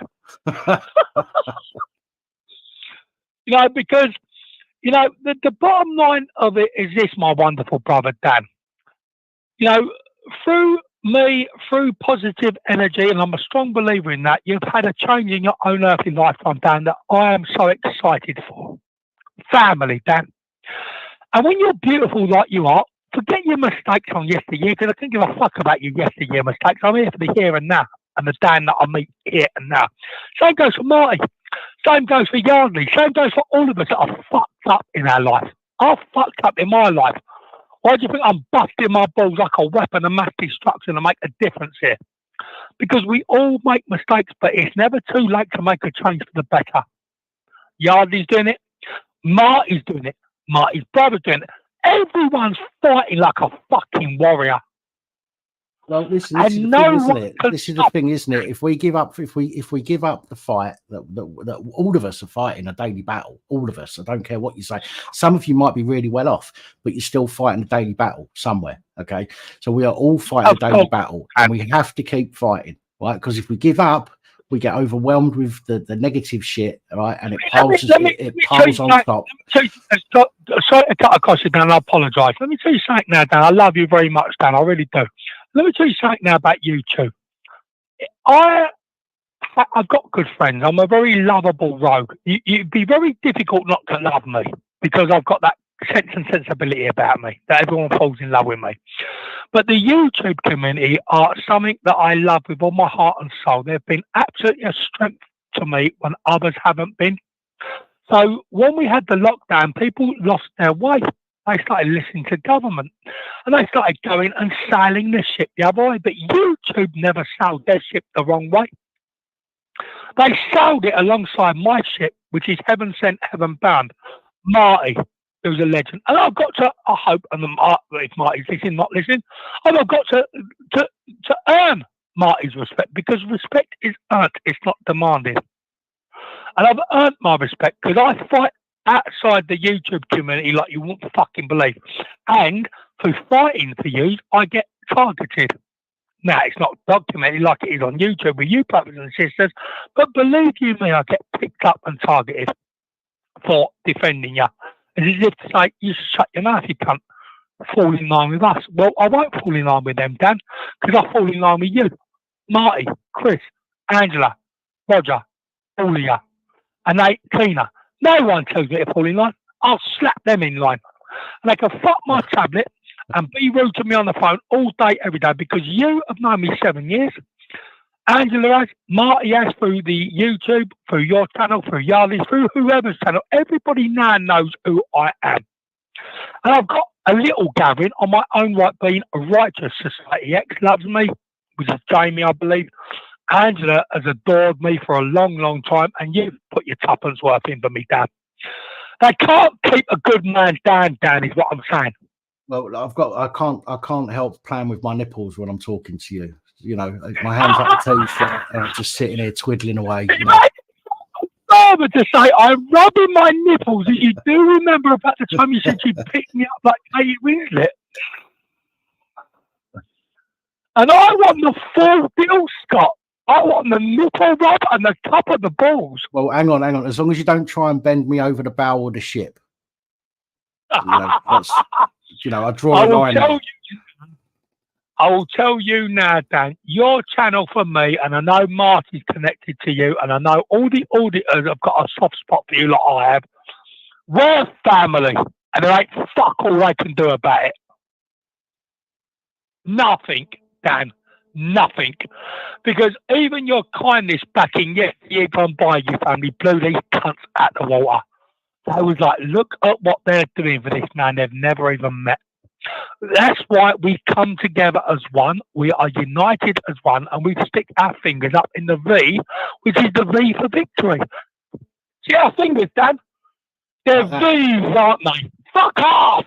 But that V is V for victory for Father Jesus. So you just hold with me. I'm going to get this tablet sent to Lisa, who loves me, and I've showed you her. She's a lovely sister of ours. If there's a problem with that, I'll come back to you again and reach out to Tina's love and support. Right. Well, you listen. There's always people. It's one of the things that I found about this channel, and one of the reasons I love the community on this channel is because there's so many people that are willing to help others on here. They don't. The thing is, there's a lot of other channels where people say, "Oh, I'll do this, I'll do that, I'll do the other." But on here, there are so many people that actually do back up what they're saying, and they will help people out. And that's what I love about this channel, because we have to be there for each other. Because if we're not, who the fuck's going to be? Dan, I talk about everything you've done, and in the 7 years, I think you've helped twice your channel. And in that twice time you helped me, I told every single living human being I know. I went, wow. I told Dan, police abuser, I said, he's like my brother. Well, I said, he's my brother. He is. I said, we've got a good connection. I said, he's not even as much as seen my face on Spotify or whatever it is, or the Facebook or whatever terminology it is you want to use. I said, but he's got to know me and he knows I'm a man of substance. And I said, he reached out, his family reached out, our family reached out. I said, they helped me. Do you know, I cried when I was telling the story. And I'm a 6'2", built like a brick shit house man. And I cried. And my friend said to me, Scott, you fucking deserve it, mate. Hang on. You cried? You cried? Yeah. You pussy. A little one. just a little tear rolled down your cheek. No, you know I'm fucking it. Listen, you know I'm fucking it. I've cried. I've cried. It's a little tiny one. But listen, I thank you for the call that you've accepted, Dan. I needed to explain to you because I'm on your channel pretty much every week, if not every couple of weeks, because there's sometimes I break down like you do. I get chronic fatigue. I've slept all day today, for example. So I wanted you to know that if you don't hear from me, it's not because I'm being spiteful or out of tune with you. It's for the reasons I outlined to you and Angela and the side chat. So let me get this dealt with on Monday or Tuesday, Wednesday, Thursday, Friday, whatever. And then we'll take it from there. But if you don't hear from me for the next few weeks or months, it's for that reason and no other reason. Right. Yeah, you know that now. Yeah, guys. Yeah, got it. Yeah, you got it. Memory back, Holly Willoughby. Has Holly Willoughby got it? Holly Willoughby. Yeah, she's probably got it. You commented? Have you got it? Oh, you got. I love you, Dan. And on a serious note, Father Jesus and God, and I'm very connected to them. Believe you me, Dan. They're very, very proud of Marty and Yardley and every fucking auditor out there that are showing us these devil shapeshifters, yourself included, because this is no time to nod and smile sweetly. This is a time to stand up and go, oi, we're not letting our brothers and sisters be murdered by suicide, which is murder. We're going to stand up and go, oi, why were they driven to suicide? Why were you murdering them in the first place, you scumbag? Because of Marty, bless him, because of you, because of Christopher back in the yesteryears gone by that used to have his Live Free channel. We've had our eyes woken up here, haven't we? We've had our ears woken up here because I don't see any mainstream media doing this other than Channel 4 at a minute. But the real brothers and sisters, the real God's children and granddaughters and sons and brothers and sisters of mine, sons and daughters of Father Jesus, are you. So take a bow. The problem with Channel 4, because you've just mentioned Channel 4, the problem with Channel 4 is that they're only jumping on the major issue, which, you know, that you've got Cousins and Carrick, right? They jumped all over that because it's a hot topic, right? I think that any copper who has done something wrong needs to be highlighted because they could move. This is why a lot of my, I get a lot of comments saying, oh, we haven't seen this on the news or we haven't read this in the paper. And that's because it will get reported in their local area and nowhere else. So by me highlighting it on the channel, and granted, I haven't got the time or the energy to do them all, and I wish I could, but by me highlighting it, if they move to another part of the country, at least people know to watch out for those scumbags. But Dan, now you can only do. Excuse me, Dan.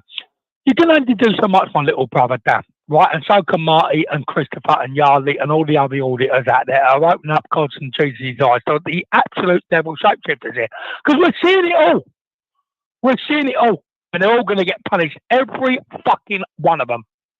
Every one of them. But when you've got someone from Channel 4, and bear in mind that's a great big organisation, a juggernaut train, okay? They're now standing up against Channel 5, Channel 3, Channel 2, Channel 1. So, as much as I don't make them right with some of the things they've done in yesteryear gone by, Dan, I admire them for their sense and sensibility of being stronghold brothers and stronghold sisters. Now, I go, we are not nodding like Churchill nodding dogs anymore. But they're doing it for money, Scott. They're doing it for the money. That's it. I don't listen. I make Scott. I make pennies on it. I make pennies on it, but I will put. I will do. But whether they're doing it for money or not, Dan, they're doing it. But for the wrong reasons. You get me? I love you, but they're doing it, Dan. So let's say, Dan, me and you, we're good brothers, and I'll always look after you, Dan. I promise that on my soul. But let's say they are only doing it for the revenue, but they're still doing it, Dan. Nobody else is. But it's for the wrong reasons. Yeah, I agree. I started this channel when I still run this channel. Listen. I mean, if I broke down what I've earned over the past few years, which is hardly a lot. Fuck you in the arm, mate. You and Yardley Skate. Let me just before I let you talk. Dan, can I just think? I've got to say this. You deserve millions. Like I see your channel from 2, 3, 4 years ago, and I watch it grow in a very slow way, and I think, wow, YouTube, you're an embarrassment to your fucking selves. Because this channel, everybody knows how crap the police are. Let's just hold that thought, every single one of us. Do you think across the world and realm of God there's only 50,000 people that agree with you, Dan? Bollocks. It's the biggest cover-up going, yeah? There's more people that, like, even if you was a Roman Catholic or law-abiding citizen and you knew the police were corrupt, you'd click on your channel and subscribe, Dan. Listen, 68.5% of the people that watch my videos are non-subscribers. 68.5. Yeah, therefore, if I've got 50,000 subscribers and 68% are not extra and non-subscribers, that's a fucking large amount of people. You know, we're talking over 100,000 people, you know, that should be watching the channel, which doesn't make fucking sense why they've not subscribed. You know, again, so Dan, this has always been my phonetics on your channel when we've got so many crap police in America, China, Japan, Metropolitan, you name it. There's so many crap police, Dan, and we all are siding how great we are as human beings and how we've got our eyes open and our ears open. I know, as well as you and the family of YouTube channel know of Dan's Police Abusing Channel, your channel, Police Abusing Towers. We all fucking know here the corruption of the police, every fucking one of us. There's nowhere near enough subscribers to you. Nowhere near enough. And because we know why. Google, Facebook, Facebook have been very good with me, allowing me to put my posts out there. But a lot of them are corrupted by the devil. And that's the truth. So you and I both know, Dan, that on your channel alone, you've probably got 50,000 subscribers, but if not more. So where's America's input?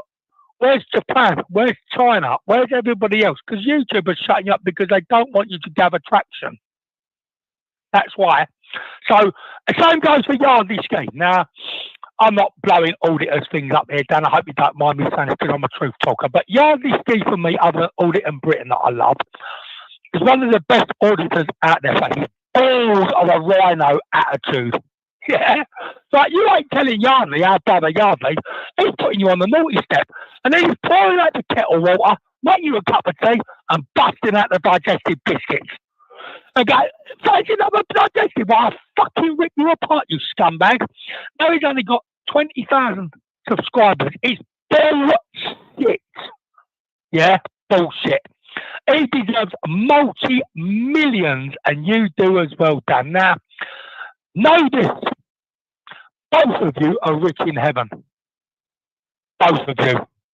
Because I don't see anyone else doing what Yardley does to the degree that Yardley does, and I certainly don't see anyone doing what you do, Dan. There ain't another channel born on the YouTube channel other than Police Abusing Power. Is there? Is there another one, Dan? There ain't, is there? There is one other person that kind of does what I do. Who the fuck, Dan? I can't remember what his name is now, but he's a Brummie. He doesn't put much on YouTube that I know of. I don't really see many videos from him these days, but he does have a website and stuff. But I can't remember what it's called. Somebody on here probably knows who I'm talking about. But he's a Brummie, and he does the news. But he basically reads the article. No, not Crime Bods. Yeah. But he basically reads the article from the paper. Whereas I'll get the article. I'll double check some of the information. And then I'll rewrite you analyse it. You're not. You come up both sides of it. So, for me, looking in as a spectator, looking in, not only like I love you, I'm not being biased just because I love you as a brother, because I'd say this whether I love you or not. Your channel's the bollocks. End of story.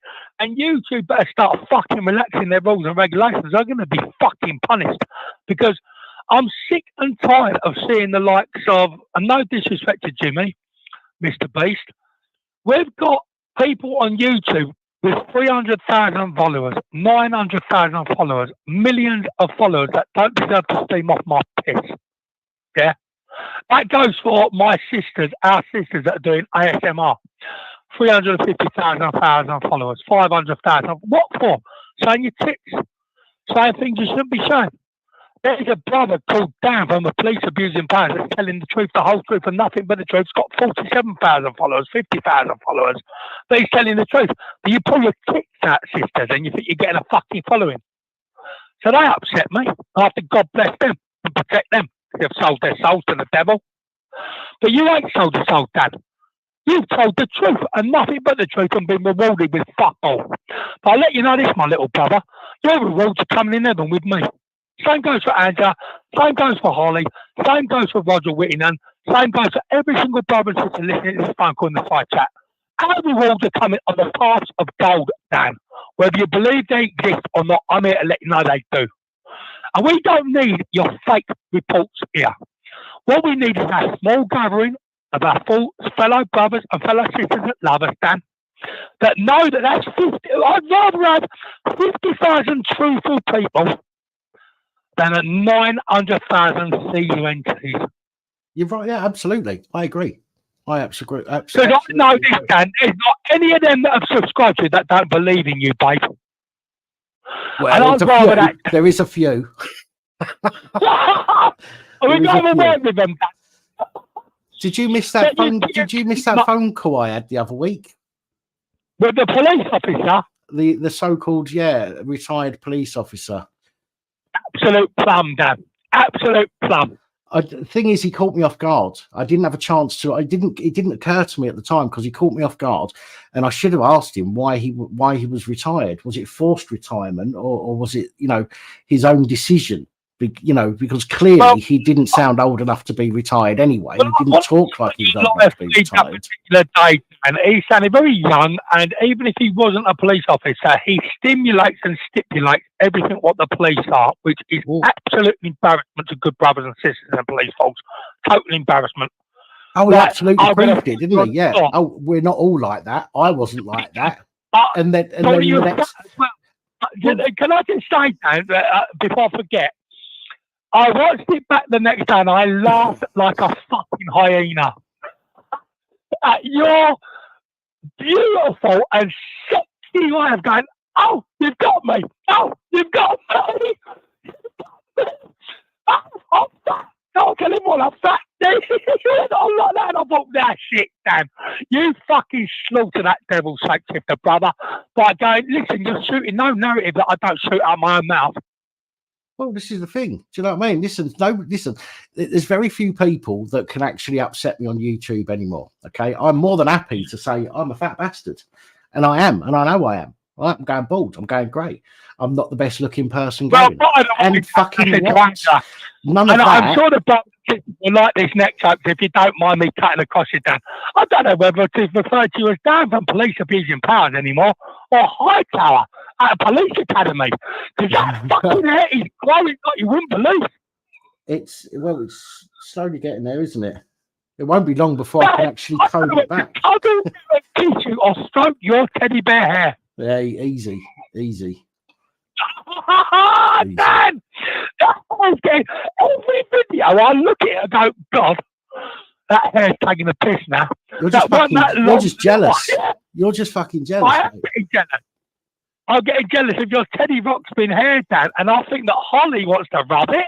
I think what it's all about is you want to grow it long, you want Holly to rub it and give her hair, rub her hands for it, and go, Daniel, I love your long hair. Listen, I know where her hands have been. I don't want to go for anywhere near my hair. So we'll get our little sister Holly to deckle our hands and she can rub your hair. Right. But look, you know, on a night we're making jokes of things and there's serious subject matters that we've spoken about. That officer ain't in your league, never be in your league. If he is an officer, he's a plonker. If he's retired, he's a mug. If he got sacked from the force, he's completely embarrassing to what the Met Police are. And what the Met Police are is some of the most disgusting, vulgar, inhumane bullies of good human beings that I've ever come across as a father Jesus' son. They are an absolute disgrace. They've cost me my life nearly, Dan. Not just now and here as I talk to you as a human being. They've caused me to drink myself to death. They've caused me to self-harm my face in tears, and they've caused me to attempt lignature. And they're going to pay for it. All of them. Now, what they've done today is an absolute embarrassment that shows what they're all about. And same goes for the ambulance service that pretend they're 999. They're the same inconsistent, embarrassing operators that answer the calls. They're the same inhumane and soulless monsters. And they're hanging up the phone. Who's to say that I didn't need the ambulance to come to me? And they're all hanging up the phone so I could take my life today. If I hadn't spoke to you guys, I might well have done. But I've spoke to you guys, and luckily I have. Because I'll go to bed after this phone call and go to sleep. But these people have cost Caroline Flack her life, I should say. And as an angel of heaven, which is exactly what I am, I won't be tolerating it. So Caroline Flack's murder won't go unjust. And the police haven't learned anything, Dan. And we've not got a big enough platform because YouTube won't allow us to grow. So then don't allow us to grow. Then don't think you're growing in heaven with me and Dan and Angela and Holly and everyone else, Marty and all of them, even Marty that might not have been religious, is a little bit more religious because of me. So then fuck them then, innit? Because they're not coming home to heaven with me, Dan. I mean that.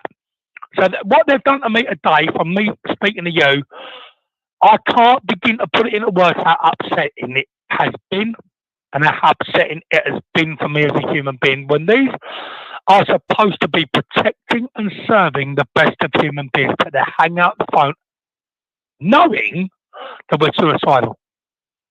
That's evil. You haven't done that, Dan. But listen. And you're not paid. No, but lovely. The problem is I'm about to, Scott. That's the problem because it's 10 o'clock and I need to end the calling and get over onto the panel. But what I did want to say to you, what I did want to say to you. But we've got to stop. I'll send an invoice and I'll give you a little bit longer if you pay the invoice. Right. What I was going to say to you is that you are sounding happier now than you were at the beginning of your call, and that is, you know, if that's all I can do, listen, if that's all I can do for people, is make them feel a little bit better after talking. I'm going to say it again. Your channel, as well as the auditors, because I won't ever sell the auditors down the river. I always laugh at Yardley, always laugh at Marty and his power. And audit in Britain, I've got a strong connection to the brothers in the auditing game. But your channel that is open and transparent to talk, whereas the brothers that are auditors aren't sending their channels open to speak to them, I've always come off the phone, felt like I've been loved from you, Dan. And felt like cuddle.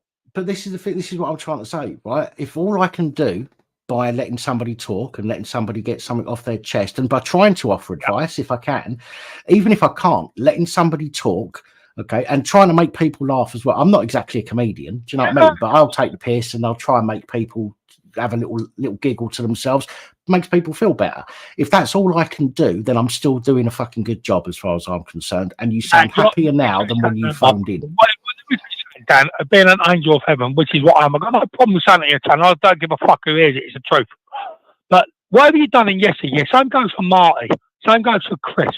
When you're making decisions that are right in the world and correcting the world's balance, it's where you're going a long way doing right and putting what you've done in yesteryear to yesteryear gone by.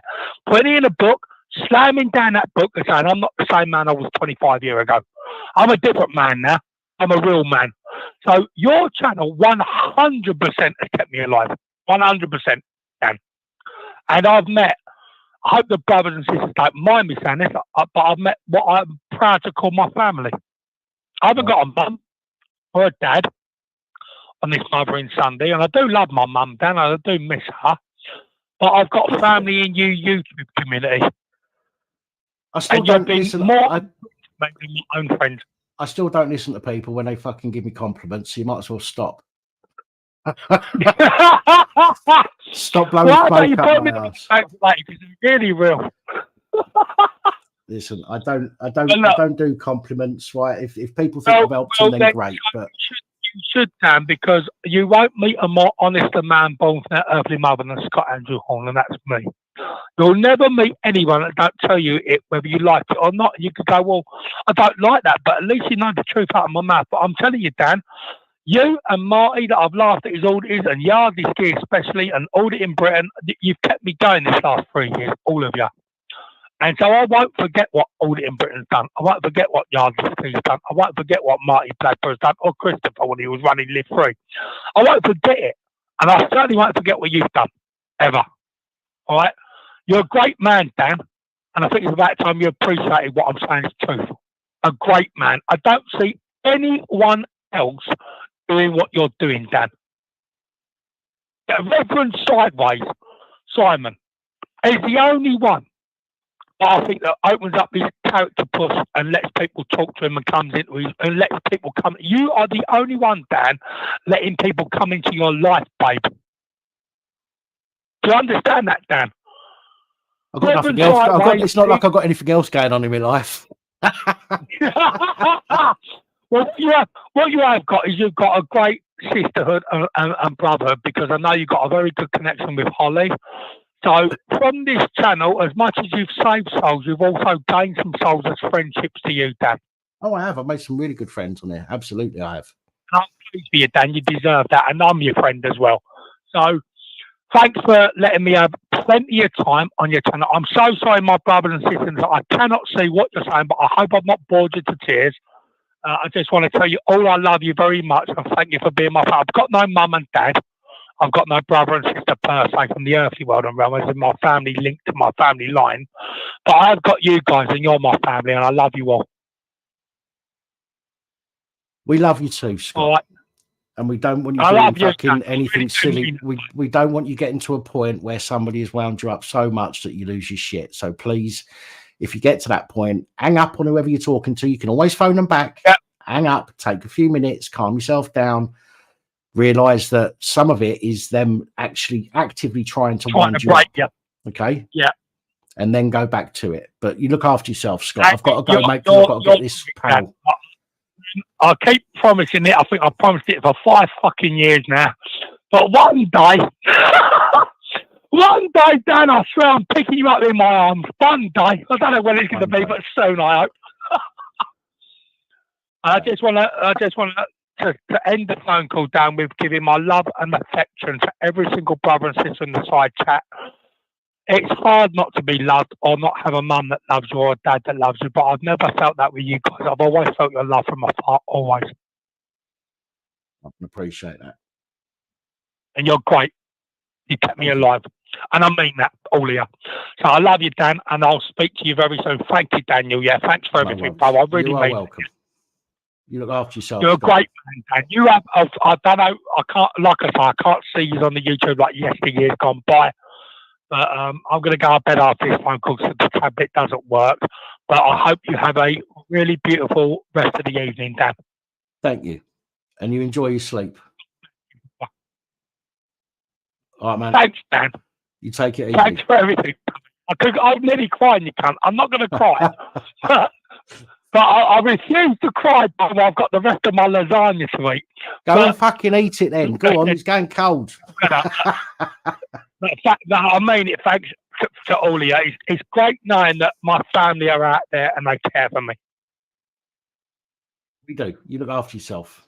All right. All right, I love you, Dan. You take very good care. Have a beautiful rest of the evening, Dan, yeah? Will do. All right, mate. Cut off, pal. Take it easy. Take care. Bye, Cut off, pal. Bye. Oh, wrong button.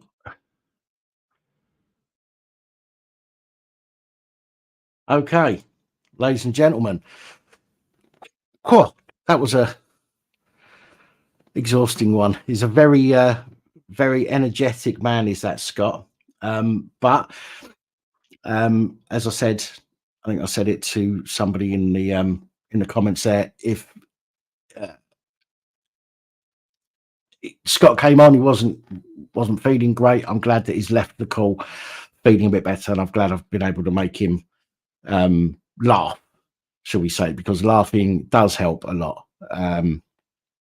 So I'm glad that we were able to do that for Scott, and as we've done for other people, you know, over the past few years. You know, it's tiring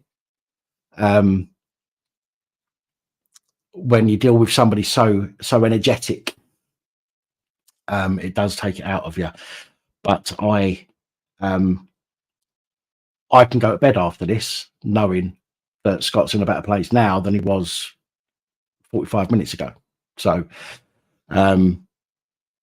as I would with anybody that calls in that just needs to speak to somebody, as most, if not all of you watching know, this isn't, you know, these live streams is a complete breakaway really from what I put out during the week, because what I put out during the week, you know, is very depressing. Let's be honest. I don't want to have to do my weekends going through that depressiveness of shit that's going on in this country. So on the weekends, and I started this during lockdown, the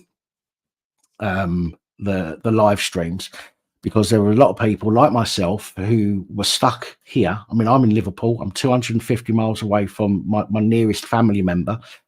And it gets lonely. It absolutely gets lonely. And there's a lot of people in that situation. So I started doing the live streams to give people somewhere to come and talk to, you know, just have a fucking chat. Who gives a fuck? Talk about shit, talk about anything, you know, and we do. And just giving somebody some time to talk can be the difference. Well, can make a massive difference from how they're feeling when they start talking to how they're feeling at the end. And I just think it's important that people have somebody they can talk to. Sometimes it's easier to talk to people they don't know. Hence why, you know, everybody is welcome to call in if they need to when the lines are open. But I need to go and make a cup of coffee, because any more of this Dr. Pepper and I'm going to burst. Either that or I'm just going to keep farting all night, and you really don't want that. Just, you know, you really don't, because it's just going to keep interfering with my sound. Pardon me. At least it's coming out that end at the moment. No, I'm going to go make myself a coffee. It's going to take me 2 minutes at most, so please don't go anywhere.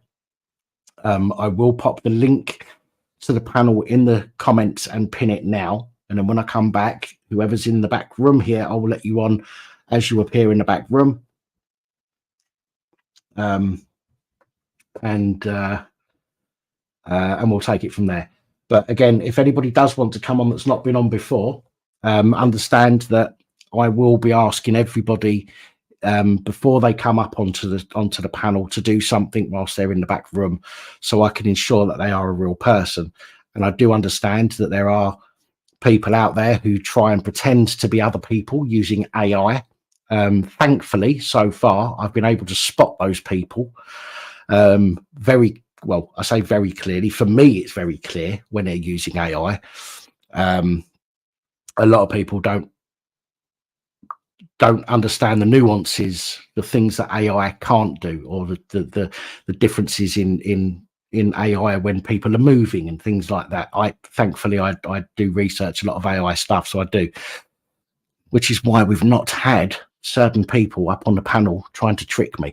But I will ask everybody, and you will only be allowed up on the panel if I can see you in the back office of StreamYard first. So with that said, I'm going to post the comment, the link. I'm going to go make a very quick cuppa, and then when I come back, I will let on whoever is there waiting to come up.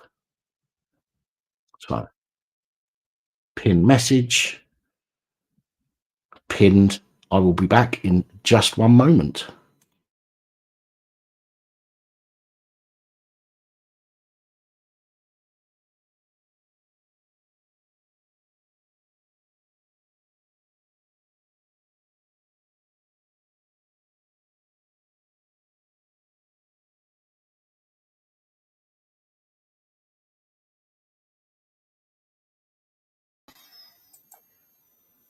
We're having a takeover. I knew you were going to do that. Fuck you, Dan. Fuck you, Dan. Excellent. Yay. Stop this fucking pee break shit. I know that that's you, though. That's the thing, so I can get away with it. He can take make as many cups as he likes now. Exactly. He's literally going to come back and he's going to boot us into the back room. You know this. He's going to fire me. I'm done. My job is over. Well, you're the only other one that has control, so you can't blame me. I'm all right. Well, exactly. No, you. Hello, Mrs. W. How are you feeling today? Are you good? Me? Yeah, you. I'm awesome. Of course I'm awesome. That's okay. Hi, Jen. Get some new. Yeah. So, how are we anyway? Yeah, not bad. A little bit tired. I did try to have a kip earlier, but weren't having it. No. But yeah, no, we I think visitors all weekend. So it's no different today. one of them being me. Yeah, nice to see you again. Yes, it was. And it was lovely to see you both too. Did you have a good Mother's Day, Mrs. W? No. Oh. Sorry. Why? Apart from. Go away, Daniel. This is a takeover. How dare you? Bye. How dare you let yourself up without my fucking say so? Well, this is what happens when you give me God powers on your fucking channel. Well, we can soon remove them. I told you that. So behave yourself or you'll be in for the hides. I love you. Please don't fire me. I can't make a heart with my hand either. Look, I'm completely fucking spazzy. Yeah. You can always put a claim in for unfair dismissal. Oh, that's not a bad idea, actually. Don't give her ideas, Rog. Fucking hell. See, this is why we're friends. This is why I love you. Right, I won't be talking anymore. Nobody was more surprised than me to all of a sudden see myself pop up there while you were gone.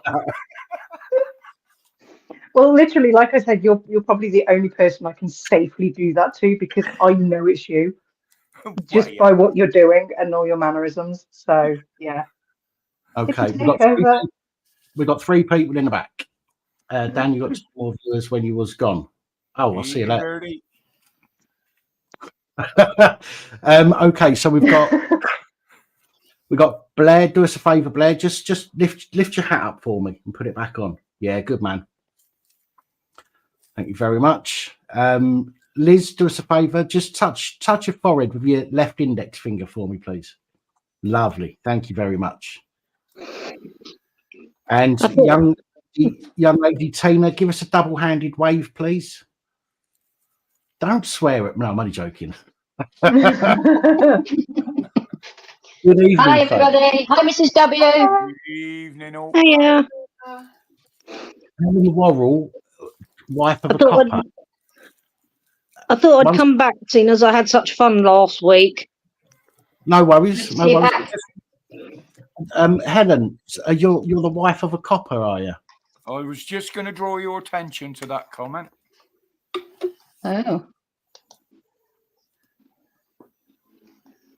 Interesting. Ex-wife. Ex-wife of a copper. Okay.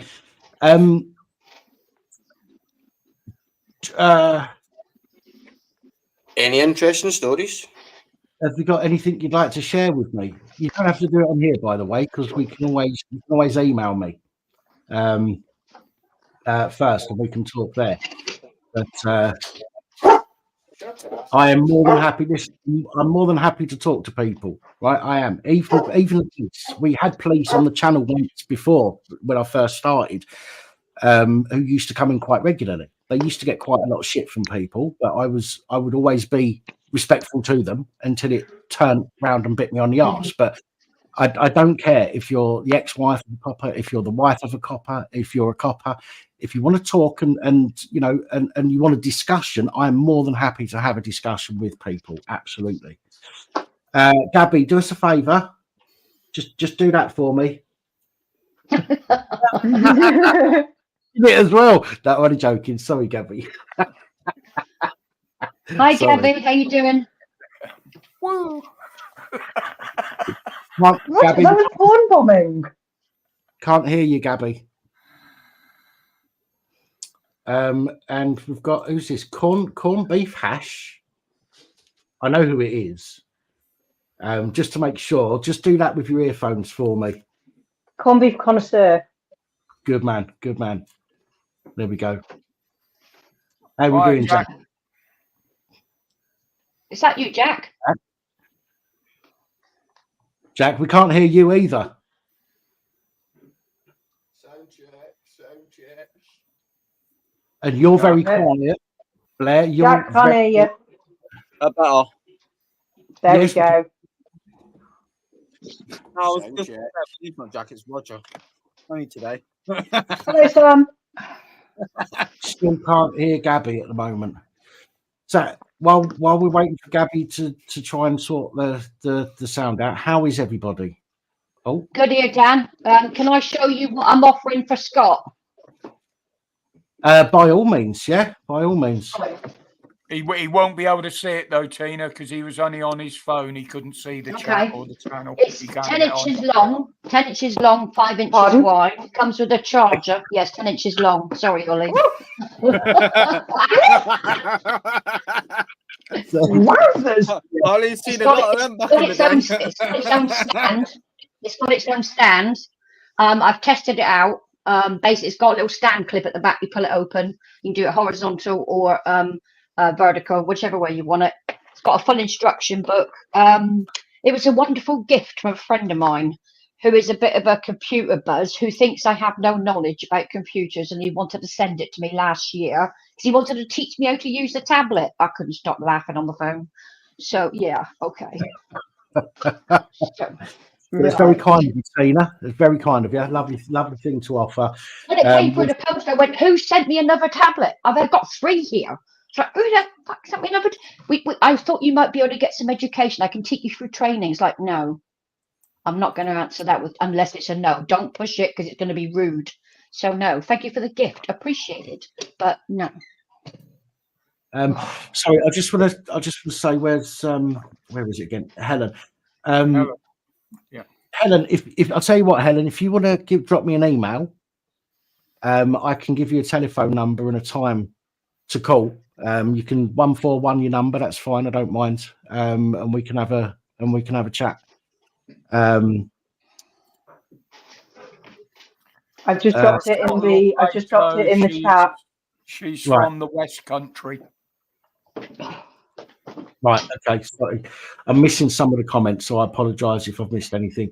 But yeah, if you drop me an email or see that number that that Nightbot has just put up on the screen, if you want to message on that, and then I can get back to you that way. So can we hear you now, Gabby? No, we can't. We still can't hear you. Yeah. We'll have to lip read. Are you using a laptop? Yeah. On the speaker icon in the bottom right hand corner, should have a little speaker icon. If you click on that, right click on that, and go to sound settings, should be able to use an input device, which would be your microphone preference. Unless it's shut down in the privacy area.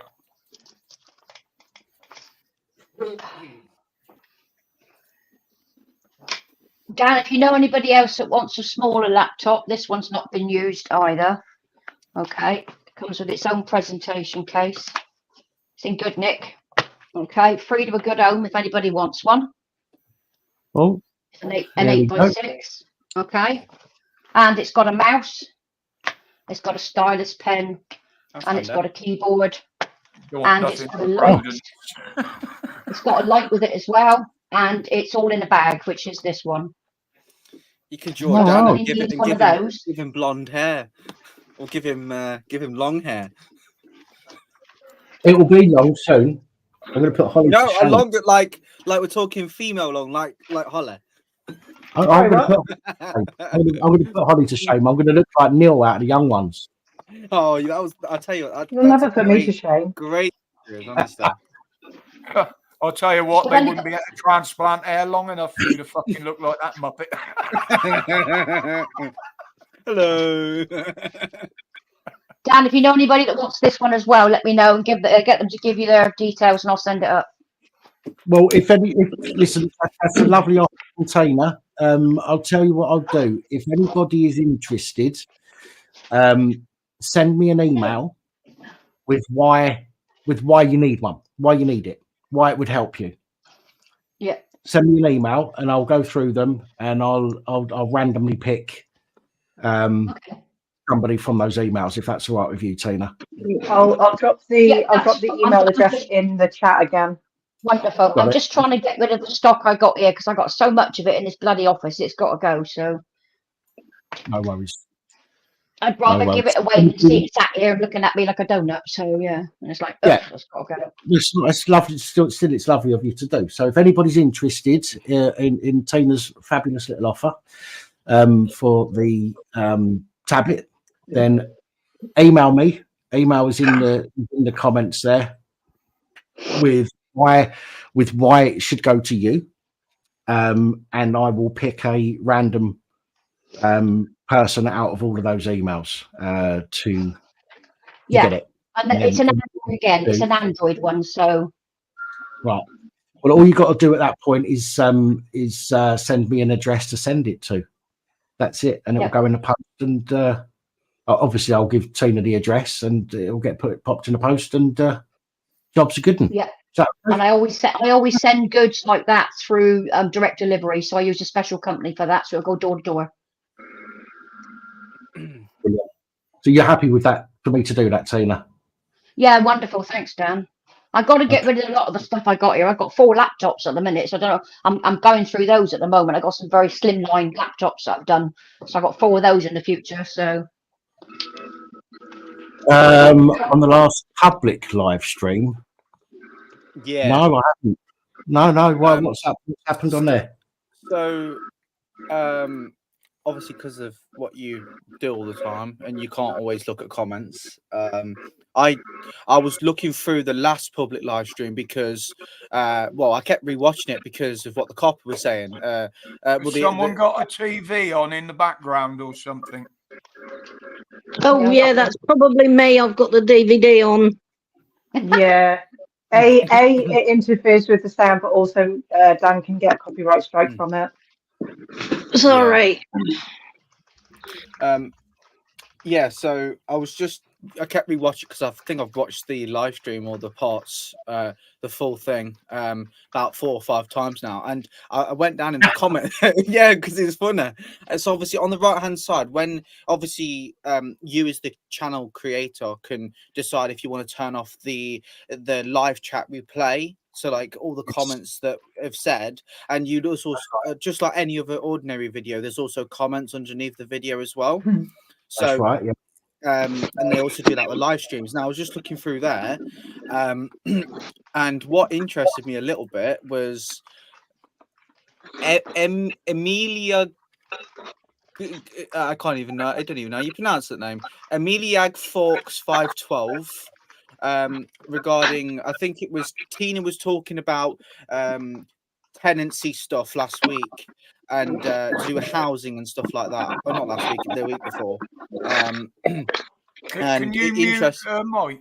Thank you. I've muted her. It interested me because of what they put in the comments. Do you want me to read it out, or have you managed to find it? I don't know where it is, mate. To be honest, I the only time I've watched it back is I've clicked it. Turn the TV off. You know, so that's Go on. So you've got the live chat replay, which you can either turn off or keep on every live stream. Yeah, I know that. What she said, though,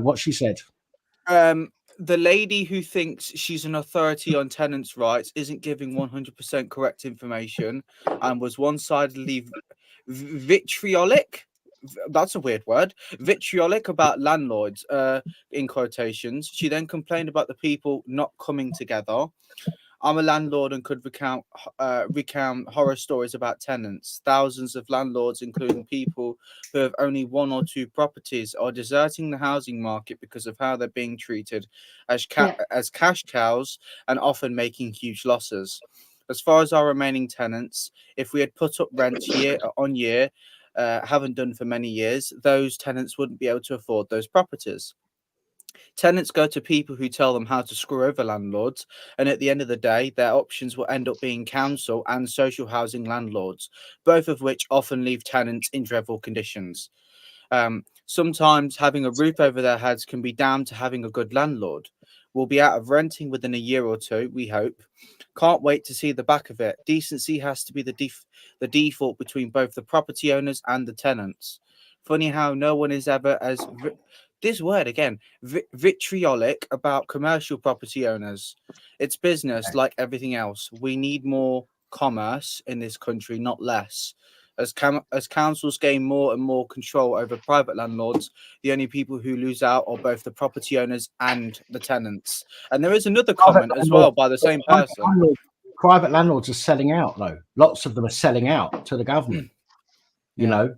So, to moan about, I get where she's coming from. And there are some tenants who are absolute scumbags and you wouldn't want them. You know what I mean? Yeah. Like the ones that are taking in the channel paddlers. And they can shit everything up, right? And granted, yes, that costs landlords a lot of money and it's a lot of stress, a great deal of stress for them, right? But then a lot of them, not all of them, but a lot of them put themselves in situations by selling themselves out. Yeah. To whatever organisation is handling the tenants to them. Yeah. And there are some landlords out there. I'm sorry, Tim, I'll come to you in just 1 second to reply to that, because obviously you've got a right to respond to that comment. There are a lot of landlords out there who are far more stricter. But unfortunately, that denies people like myself, right? I've been where I am now for 10 years now. I've been here. Never had an issue with the landlord. Not one single time. Okay. But I want to move back down south, and it's made as difficult as possible for me. I have to pay a year's rent up front or have a working tour. Okay.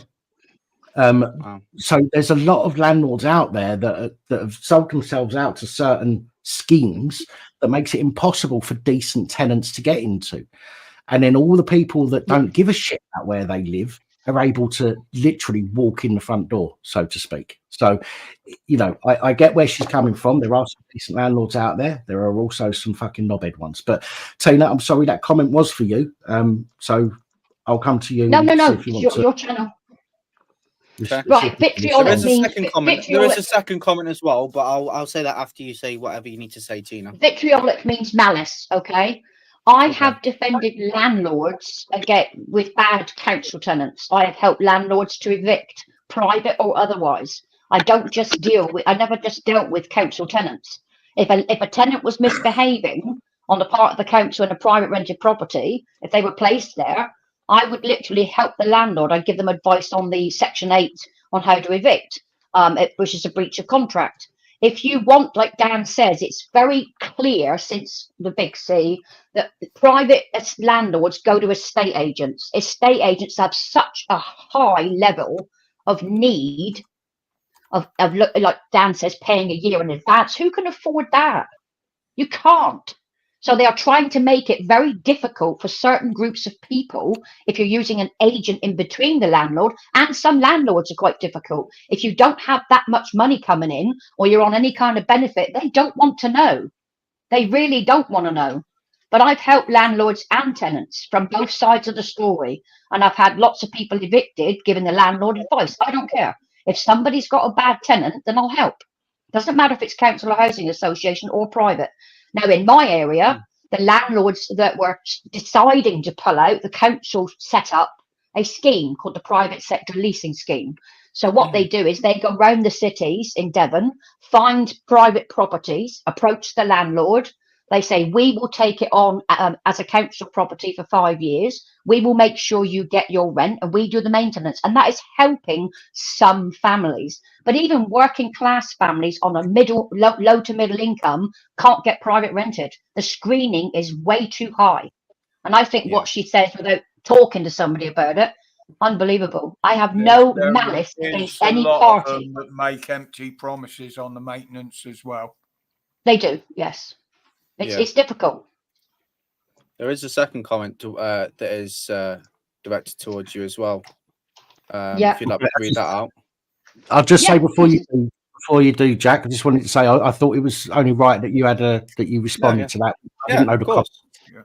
So I thought it was right that you responded to that same as well. Had we not known, then I wouldn't have asked you. But seeing as we do now know, I had to ask you. I'm one of those people that tends to browse, and I tend to look in the nitty gritty of things. I don't just, cause I mean, I've done it on lots of videos in the past, right? But it's just I've never really thought it's relevant to kind of bring it up into the conversation. But considering Tina's here right now, it only makes sense just to mention it. So. And also as well, it's like slating someone behind the back if they don't know what it is that's being said about them. That you know, I'm quite strong about people doing that. But the second comment towards Tina is wrong again. GDPR is for public authorities and businesses, not private citizens. Private citizens are not data handlers. She sounds authoritative, but I wouldn't want to be taking her word for important matters. That was what was said 13 days ago. Let me respond to that then, shall we? I am a data controller. I have cameras on my house. Anyone who has cameras on their property becomes a data controller and has to comply with GDPR. The only time you're allowed to use the information from those cameras is if a crime has been committed. So I am a data controller in regards to my cameras. Yes. Okay, that's reasonable. I would agree with that. Blair, you're very quiet, mate. You need to try to turn your microphone settings up, please. Anyone who's got cameras on their property has to comply with the ICO data controller's guidance. Okay. I don't. Do you know why I don't? Why? What about other figure in the street? I've got a policeman that lives here. Isn't that right? See? Do I have to oblige by the data controllers?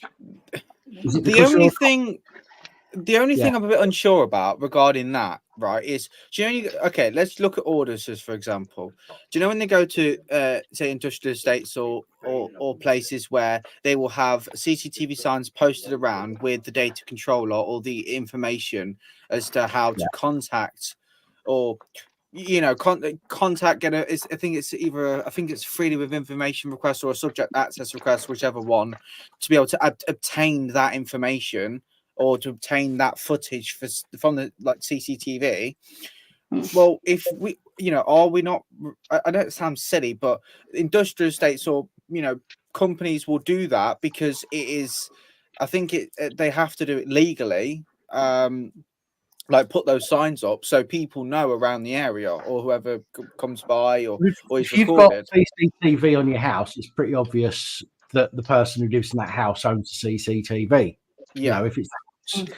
If you're in an industrial area with CCTV up, yes, you might have the name of of the company on the side of the building, but there is a specific person in there. There could be 200, 300 people working in there. So they'll put the name of, so it's easier for you as an individual to be able to go to the right place and request information. Yeah.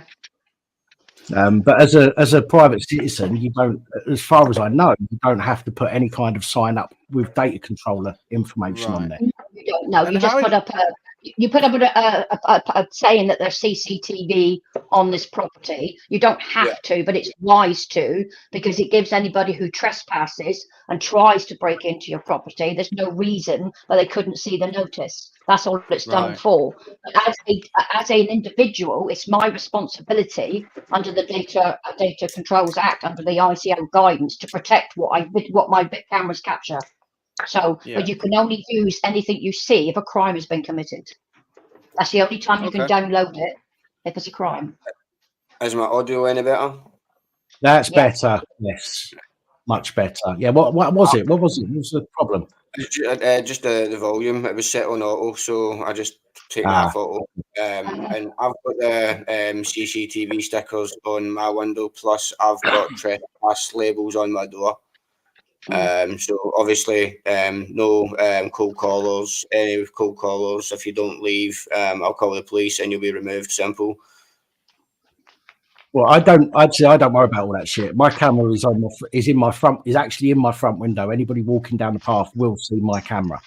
They will see it. No, you cannot miss it. So I don't worry about that. I don't worry about signs. Right? If somebody's fucking can't be asked, if somebody cannot see that camera, then that's on them, as far as I'm concerned. But it all backs up to a memory card, and once the memory card's full, it will overwrite the first image it saved. And then the second, and then the third, and it will just keep overwriting it. And I will only ever need to go back and review it if something happens. In fact, I had my upstairs neighbour contact me the other day and said to me, Dan, you know your camera? I was like, yeah. She goes, is it working? I was like, of course it is. She goes, right. She goes, somebody scratched her car. And she had a tyre slashed a couple of weeks previously. She said, can you have a look to see if you can find anything on the foot? So for that reason, I've had a look. I wouldn't be able to give her the footage if I had somebody else on it, but the police would be able to come to me and ask me for the footage. That's what, yeah. If it's a crime, you always call the police. If you captured something criminal, you call the police. Yeah. So, because they're the ones that can handle it, taking it away from you, and they've got to make sure that you need to make sure for your own benefit that they're present while it's done, because that's what part of the ICO is. You've got to be careful. You can't just have cameras up to video someone else's property and then go and showing all the neighbours what your neighbours look like, what their cars like. That's an invasion of privacy. That's why you have to comply with the GDPR and data controller issue. You do become one as a private citizen the minute you put cameras up. Yeah. Well, so I can't show my other neighbours what the neighbours opposite me look like naked. No. I'm joking. Sorry, Dan. Sorry to burst your bubble, but no. Opposite me is the side wall of a block of flats anyway. So, yeah, it's a brick wall. Well, I checked it out before I got my cameras, what the legislation was saying before I got my cameras about 10 years ago, my first lot, because I had some on the other house. And when I looked at the ICO, it made it clear what you have to do legally to protect what the cameras are picking up. And that's what I found out, is that I'm a data controller and I can't print it off or show anybody unless it's a crime. Then I would call the police. And that's just it, really. So whoever that woman was, screw you. Get your facts right. Well fucking said. Can I just ask Helen, have you got a camera, sweetheart? If you want to talk, you can come up on the panel.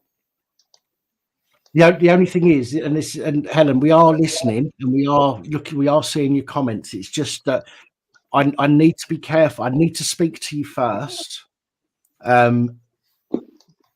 because I need to know what you want to talk about, if that makes sense. Because no offense, you could come on and you could say something that could be really detrimental to the channel, and I have to obviously be careful of that. Now, if it's somebody on the phone, if it was somebody on the phone and they said something like that, I could hang up on them.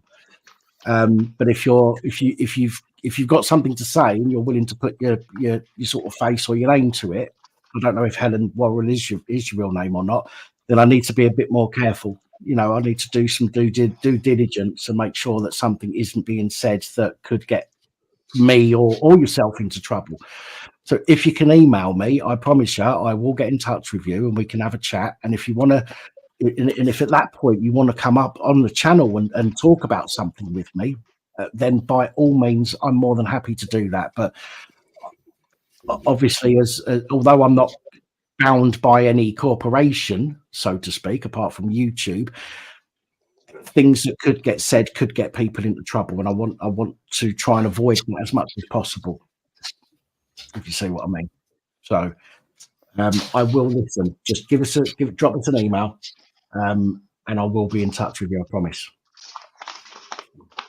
Oh God.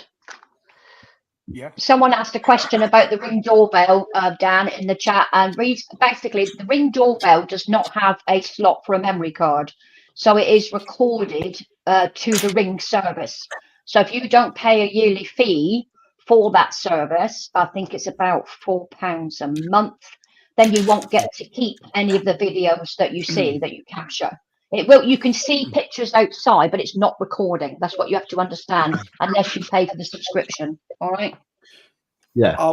I just want to say, talking about subscriptions, right? Subscriptions in general are a massive con. Straight up, Netflix, Amazon Prime, all these different services, Disney Plus, cloud services that you're allowed, you can save your data over the internet instead of at home locally via like a hard drive or a solid state drive. It's a con. Say, spending a ton of money each month, each year, which you think you're actually saving a lot of money, and I mean, a lot of people really, but use you can stream it off for free online. It's not, but like compared to how easily places get hacked online nowadays, right? So many data breaches, which they can get access to your personal information. A lot of people are turning their Ring doorbells off now and unsubscribing because they put their prices up again. That's what I've done, Roger. I don't have any recordings. I don't subscribe. It's so easy to hack a Ring doorbell. It is so easy to hack a Ring doorbell. I don't subscribe to it, so I don't. I can take pictures once someone comes to the door with my phone and I got the camera on because it's on my phone and on the Miss A. I can take a picture, a screenshot, and that's all I need for somebody coming to the door being rude or whatever. But other than that, you can't take videos. That's the reason they didn't put in the memory card slot jack, so you couldn't do it yourself. And that's why you're supposed to pay. I think the subscription per year is about 40 quid. Yeah. Apparently, there's Ring doorbells from China where anybody can connect their phone to it and they can watch what's going on, and you don't know. Even the Ring doorbells you might buy from Amazon now, you can still hack them. It's easy. Anybody can hack anything. Anyone can. It's well, I mean, I personally wouldn't do it because I don't know how to, but I know that it's easy to do. It doesn't take it doesn't. It's not like it's not rocket science, If you can buy one of those keypads for hacking the cars and actually stealing the electric cars without the keys for like 1,500 or a bit more online, there's obviously going to be something to do a doorbell. You know what I mean? If they're stealing like 30,000-40,000 pound cars with like simple wee devices, it's mad. Like how people think that all this smart technology is going to help them. Smart technology is for stupid people, and if you've got smart technology, then you are a stupid person who needs help. Yeah, there's a car they brought out recently. Which you've got your mic muted down, so whatever you just said, you couldn't hear you. Jack, there is actually a car out now, Jack, which has got an app on your phone, which is ridiculous, and then even a child can point it at the car door, and it unlocks the entire door. I mean, that is ridiculous. Ridiculous. I watched a YouTube video the other day of one of the most common vehicles that are stolen day in, day out. And I think it was probably one of the most highest rated cars stolen last year, I believe. And it's the Range Rovers, right? Yeah. And obviously a lot of people, like people with masks and stuff, would go up to your house with like a relay, with like a weird looking wire, antenna. Like an antenna basically, and it's what you call a relay. So it allows it kind of boosts the signal from the key. Let's be careful not to explain how to break into cars. Okay. No, I don't want to explain. If anybody wants to be shown, come and see me. Nothing wrong with talking about it, but going into details could be an issue. That's all. Okay, right. Yes. Well, now apparently there's easier ways to do it, and to the point where you don't even need to be like, I don't know how this is even possible, but and it's got nothing to do with the flipper zeros or whatever they're called. But apparently now someone spent like tens of thousands of pounds, whatever, on professional equipment and can literally like. Do you know how you would connect to a Wi-Fi network? They can do that, but they can create their own. It's weird how they do it, and they can create their own key for that car and get in it within seconds, right? and they can just We've drive known off. that for about 5 years, Jack. Sorry. Well, it's more techno. No, I can't speak. It's more technologically. There you go. You got it. Available. It's more that word, available. The minute they invent something smart, someone's found something to go after it and to change it. Okay, that's instant. There's always a con for a con. Yeah, that's exactly, only because it was gone in 60 seconds where they first. It's only because when we know about this new equipment, should we say, by the time we know about it, the government and the military have already had it for several years, and therefore there are people that are in those fields that know how to get around these things, right, or how to use these. So once it comes out into the public, there are people that are already very clued up on the particular thing, shall we say. Bear with me 1 second. Fluke, does favour, just give us a V for victory. Right, thank you. Hello, good evening.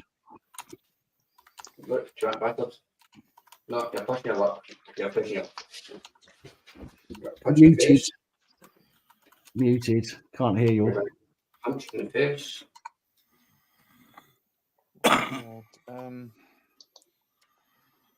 can't remember what There's one gadget, Dan, that I think has made it very difficult for some people these days, and that's the Apple tag.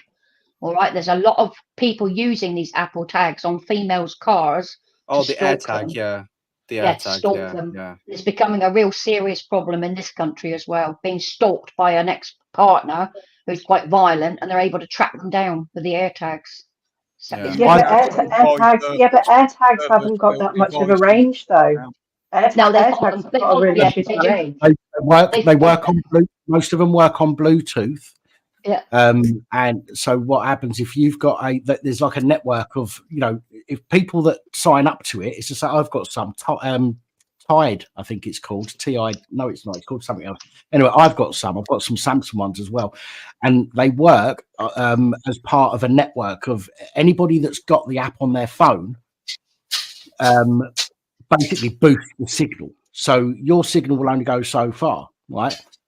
So what happens is somebody that's closer to the tag, their phone is constantly throwing out a signal saying that this tag is near me, invisibly. Nobody can see that signal, and it's basically throwing out all the time. The next phone will get it and then pass it on, and the next phone will get it and pass it on, and it basically pushes that signal around everybody who's got that app on their phone until it reaches the person whose phone it's registered to.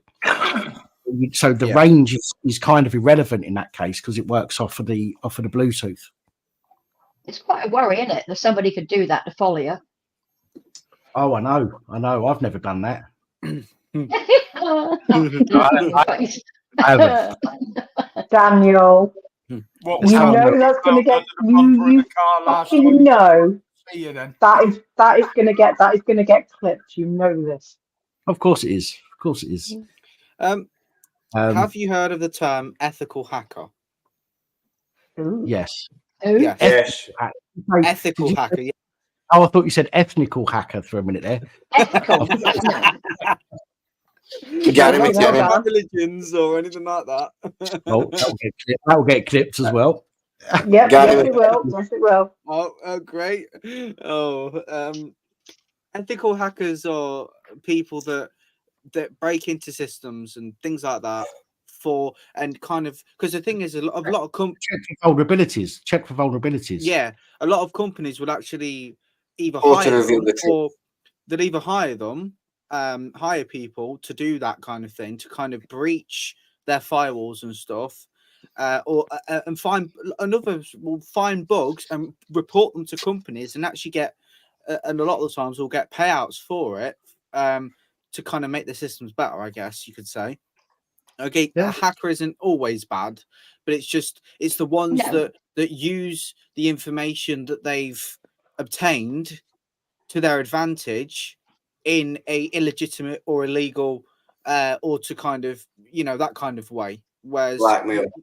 Well, you've had a similar thing going on for many, many years where the police employ people to show them how they break into cars, ex-car thieves and stuff like that. So it's been going on long before the internet became. Yeah. Didn't they put that up on YouTube at one part, Roger, years ago? Yeah. Showing how these people tell the police how to get in. Several of us lads back home got asked to go and show them who go fuck yourselves. Didn't they do that? Didn't they all have some BMWs from Top Gear, and they had to get some car thieves to 8 seconds for a transit van, 4 seconds for a Ford Cortina, and the BMW E30s took about 15 seconds from opening the door to starting the ignition. Well, I'm going to go, so I'll see you guys again next time. You have a nice evening. See you later, Liz. Take it easy, lovey. Bye. Good night, love. Fluke, you had your hand up. Still can't hear you. No sound, Fluke. Oh. Someone had some sound then. That might go through my ears. It sounded like someone punching Dan through one of our screens. It was me. Any excuse to beat him up. I'll just put my hand on her forehead and she'll be down like that. No, so I just hit my bed and it, just kinetic Bite me, energy to Dan. No, Fluke's still mooted out. No, we still can't hear you. Wow. Excuse me. Jesus. Now that is Christ, man. Picky behaviour. You just soul just left your body. Dr. Pepper. I don't often drink, as I say, I don't often drink fizzy drinks, but I went to the shop earlier for some stuff for some toasted sarnies, and I thought, I could do with a cold drink to go with that. So, I love Dr. Pepper. Maybe you stole Piggy's Dr. Pepper. I had cheese. I had sliced cheese with baked beans, chopped bacon, chopped what's it called? Hot dog and egg in toasted sarnies. Bloody hell, you're in for a treat. Fuck, that is. I mean, that is certainly a weird combination. Luke, we've got an issue, mate. Okay. It's two of you. Why is it two of them? I feel like I'm in the market. I don't know which one is which one's the doppelganger? I'm confused. Okay, wait. If they do the Mexican wave, it does. Oh, it does.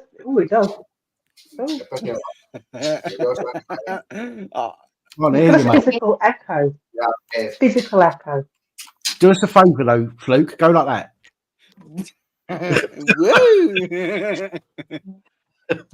Do the Mexican wave. I think his signal is absolutely shocking. I don't know what's going on. I'm going to remove the one that you was on initially and leave the one that you've just come in on.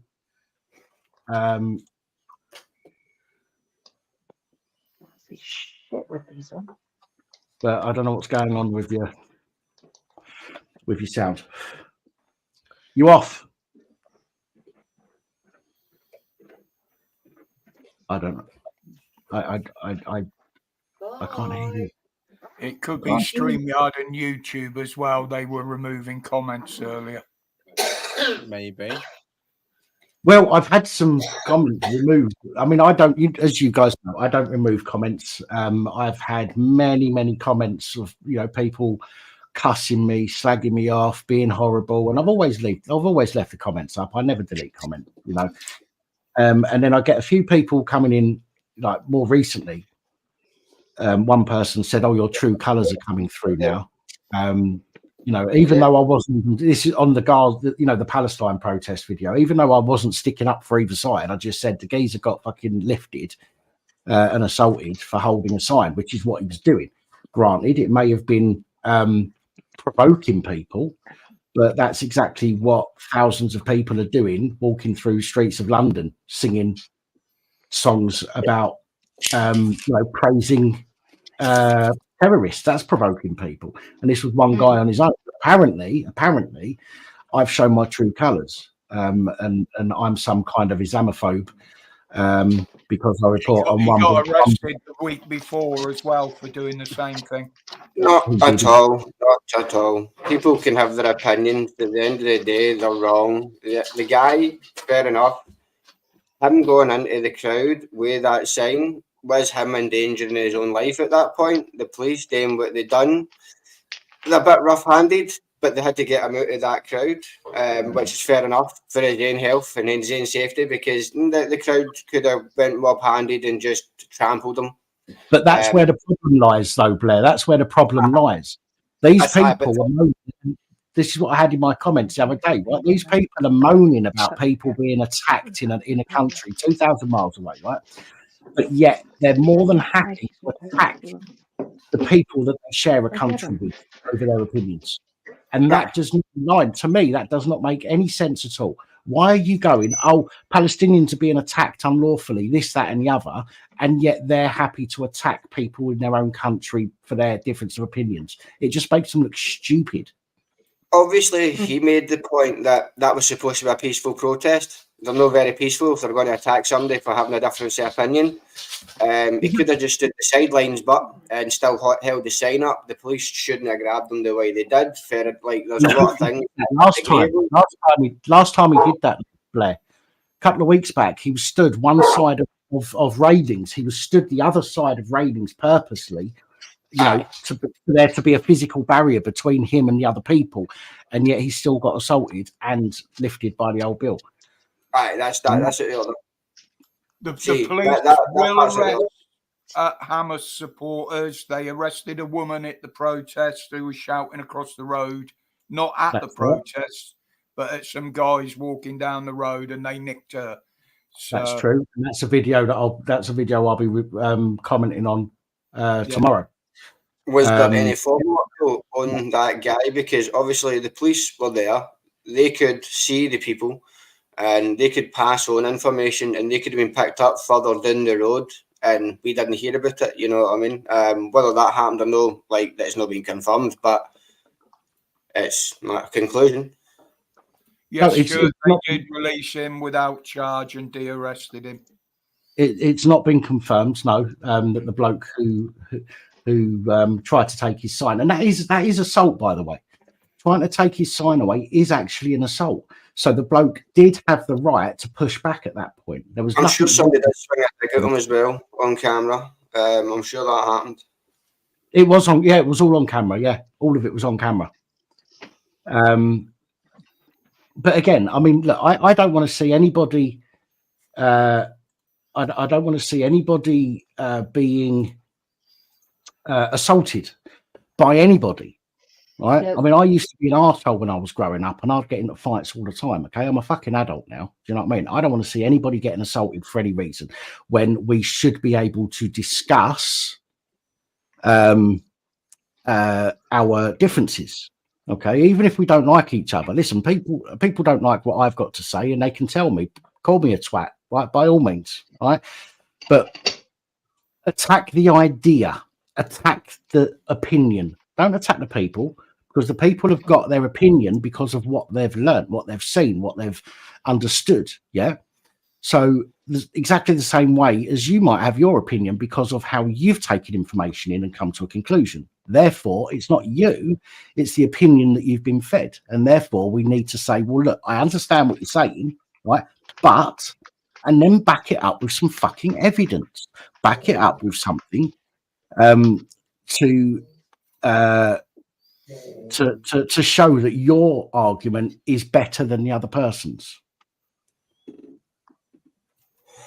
If I'm honest, with the Israel-Palestine thing, I think we should just stay out of it altogether, because there's a lot going on either side that isn't right. War crimes, you know what I mean? Yeah. Israeli soldiers praising and happy that they're going to killing kids. Oh, I've killed so many kids today. You know what I mean? Yeah, not nice.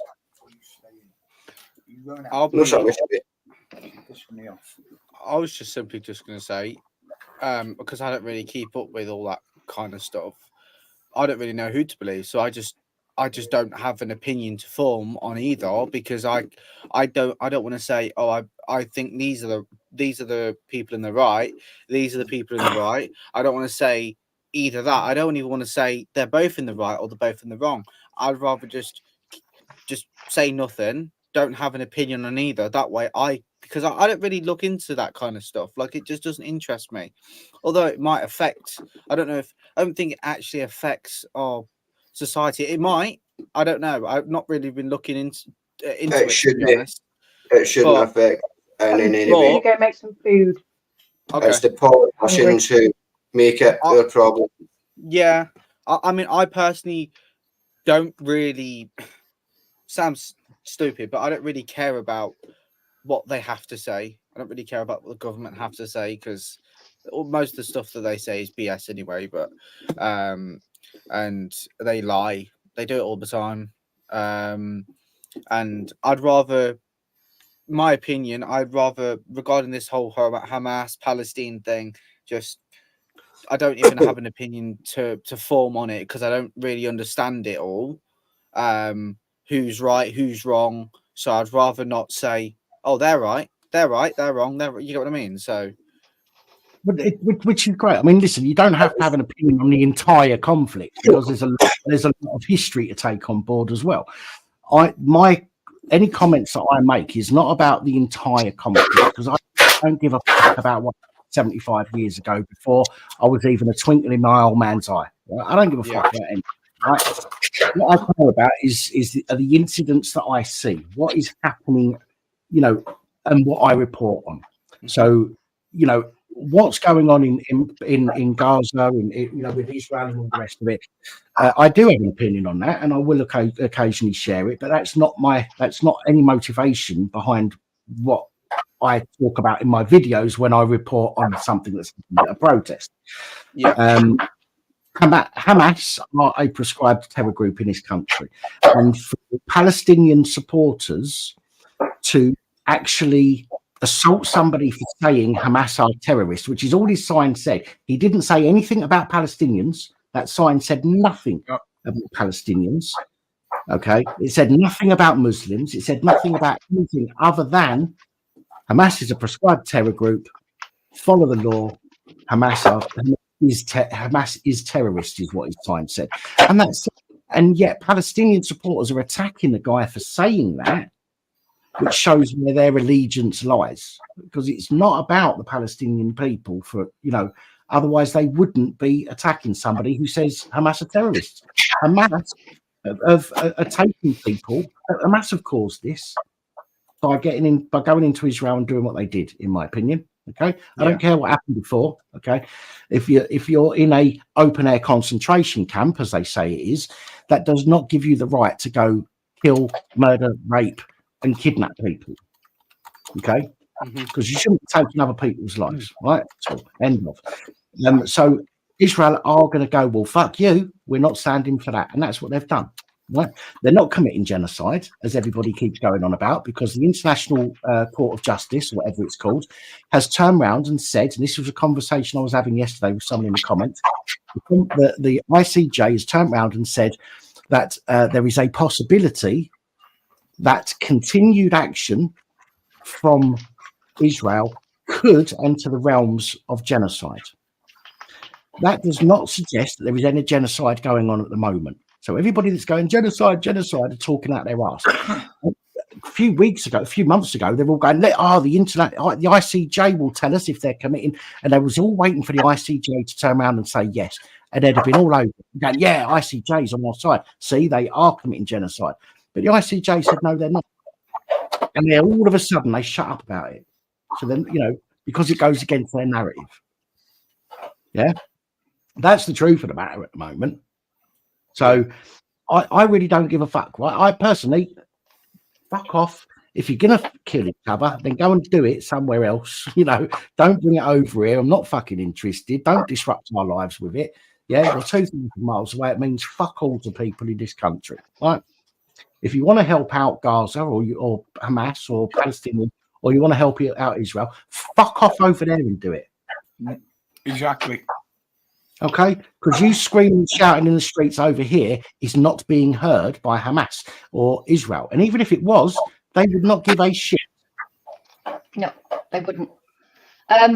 Just to say that when traveling to any country, a lot of the countries, especially the Arab countries, they would expect you to abide by the laws in that country. So when you move to a different country, part of the immigration process is to understand the laws of what you must do when you move to a foreign country. You must abide by the laws of that country. Okay. So what we've got at the moment with all the battles going on around the world, they are not respecting each other's laws or country. Same as people coming here that we've got at the moment with people coming over on the boats. They're not abiding by the laws of this country. But what do we get?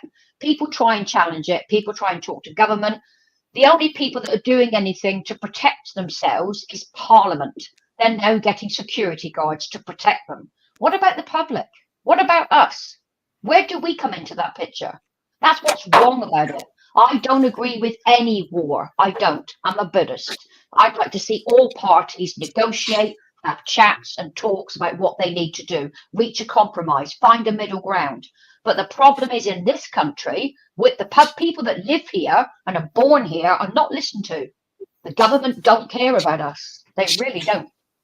No, they're too busy making laws to appease those they're bringing into the country. They're impeding on our human rights to bring in others who have no rights in this country. We've paid and the laws they do bring in to defend that, they fucking ignore. That's the problem. That's what I'm saying. Yes. That's they exactly know who the terrorist groups are, but they're not acting on them because they're too fucking scared of them kicking off because there's too many of them for the police to handle. When you see them try to bring in a new law, you've got to question what's coming after that law. Why they can bring in laws all they want, mate. It won't make a scrap of fucking difference. Won't make a difference. They don't follow laws in their own country. The police are outnumbered and they know it. That's why they do acting the way they are. Everybody has got the right to protest, right? And I'm not saying that these people shouldn't. Have a legal system because what my point is that their protest is achieving nothing. Okay, but they've got a right to do it. However, they haven't got a right to disrupt every other fucker. Like Just Stop Oil, they've not got a right to disrupt everybody else. Okay, going about their business. Okay, because if they'd done that on private property, they could get done for aggravated trespass. So why should they do it in fucking public? Why should they be allowed to do it in public? Right? Stopping people from getting to their jobs, stopping ambulances from getting where they need to go, whatever it might be. Granted, I'm not suggesting that the Palestinian protests have stopped any ambulances because I don't know. My point is the police and the government can restrict marches. Okay, they can restrict. They can, right, rather than stopping the protest, all they've got to do is say, right, you want to protest? We have a designated area for you to protest in. You are not allowed to leave that area. Okay, and this is all in law. They can do this. You can protest in that area, and anybody that's caught outside that area, okay, can be shooed off, can be taken away, can be told to go home. Okay, and that protest can be where it is. They can all scream and shout as much as they want, okay, and do their protest and get it filmed and all the rest of it, right? But it's not then going to affect every other fucker's lives. The value of human life is what worries me on how low it is. The value of anybody's life. It's so low now, we're like cannon fodder. That's all we are these days because there is no value to human life anymore. Be it a child or a female or a male, there's no value to us. We're just drones, I suppose, doing what they expect us to do. Other than this rebel group that's here because we don't. Rabble, not rebel. We're a rabble. They'll look after you if you're paying enough taxes. Yeah. Right. Still too many people brainwashed. All they need to do is have at least a walkout of 2 weeks to show who really runs the country. Nobody will do it. Nobody will do it. What are they going to do? You know what I mean? And go to your local farmers to get your food and your resources. You know what I mean? Make sure you've got enough money to survive those 2 weeks without working, and then do that like full 2 weeks. See who runs the country then. Nobody will do it. Nobody will stand up, Blair. Not in groups. They won't. They've separated people right across this country. Is your microphone sorted now, Fluke? No. No, it's still not. Don't know what to do, mate. Let me have a look at the settings this end. I don't know if I can change anything from here. You No, won't my get a change phone's settings on his device. No, I don't mean on his device. I just thought maybe it's something to do with this, with StreamYard. But is that full? Up full echo cancellations on. Let's turn it off. It shouldn't make a difference. Say something, Fluke. No, not making any difference. What's going on, mate? Dude, maybe try typing it in the message in StreamYard, and somebody will read it out for you if possible. Just so that we're not being ignorant completely. We want to get your opinion, see what you want to say. Well, he can type in the normal chat. He was in there earlier, so. And I'm getting notification that there's other people trying to get on here as well, Fluke. So if you want to put your opinion in the chat, mate, by all means, if you can get your mic sorted out, then come back up, mate. But I'm gonna move you out for now because I've got other people trying to get on. Can't hear you. Sorry, mate. Can't hear you. Before you go any further, Dan, have you got a cut-off time tonight for your other thing, or are you just gonna see what happens? No, it's been a long week for me, so it's going to be around 12 o'clock tonight still. All right, I'll give you a shout when we get near then. If you right, Roadrunner reports. Can you do me a favour and put your camera on?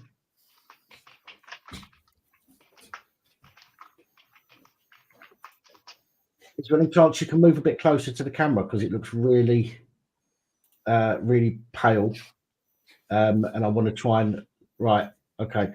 I just want to try and make sure that it's all good.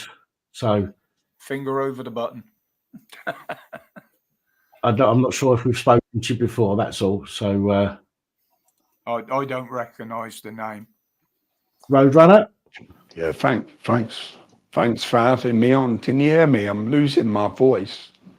Yeah, we can hear you. Yeah, got you. At a plot. I was at a party earlier, so excuse. I got a bit of a croaky voice, so you know. I wanted to chime in. Yeah, thanks. I'm not going to lie, that sounds like a voice changer. It sounds dodgy as hell. Sorry. I've looked at the channel.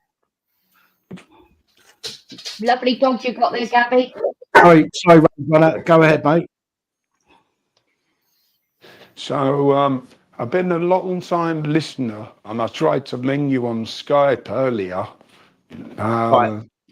And you're talking about Israel and Palestine. It seems to me people are not told the true story of what's going on over there. Nobody really brings it up. Which true story? What do you actually know? Well, there's a lot of narratives out there, isn't there? And some people, again, opinions. Yeah. Some people will believe one thing, and some people will believe another. So, what do you feel is the true story, Roadrunner? Well, I follow a guy online who is a Jew. He's called Noam Chomsky. So he's probably the most cited person alive, and he's had an interest in this for the last 90 years. Okay. And even him as a Jew. So this comes directly from him. Hey guys. So there's a big history with the Right, Darren. Biblical view Hi, mate, of you're the right. world, where the Jews. Right, hello, PTSD. Sorry. Yeah, no problem. Cheers, guys. Thanks. Right. Yeah. Okay, so the Jews, they come along encouraged by Christian Zionists who live in the UK and the US, who the UK used to run the region at that time. So they encouraged with the Balfour Declaration for the Jews to go in after World War II, based on something that was written in a book 2,000 years ago. So if somebody came to your country holding a book that was written by somebody 2,000 years ago and want to get rid of you, that's their claim to the land in Israel. All right. And so that's the basic history of it. But in the 1970s, the early 1970s, yeah, there was a UN agreement 835 or 839 on the table. The Red Cross agreed with it. The UN mandated it, and all the surrounding people who have any sway in the region agreed this is a great idea, and so did the PLO with the Yasser Arafat. That's the Hamas people. They agreed with it. And so there was a so-called green line where Israel would be on one side with the Jews and the Palestinians would take the other side. With just a few adjustments to the line, but it was basically a 50-50 deal. The whole world, the Red Cross, all the people that actually who have any say in world affairs, but all agreeing this is what we should do. And the Jews didn't agree with it. They wanted to expand, and do you know who helped them to veto the whole thing and throw it off the table? The USA, because the USA had such a big impact on the voting. So they want a base in the region. The USA have a base in the Gulf region, yeah, under the name of Israel, where they store weapons, where it's a geostrategic platform for them to wage war in the Middle East if they think they're running out of oil. And so the US blocked that agreement in the 1970s. And that brings us up to the present day. And they still do that. And just to add to this, the UK and the US. The oil's being blocked by OPEC. Well, the oil producing countries, of course. Yeah. Yeah. Just to add to this, I'll just finish off by saying, you ran me off track there, but I'll finish off by saying, what I was going to say now.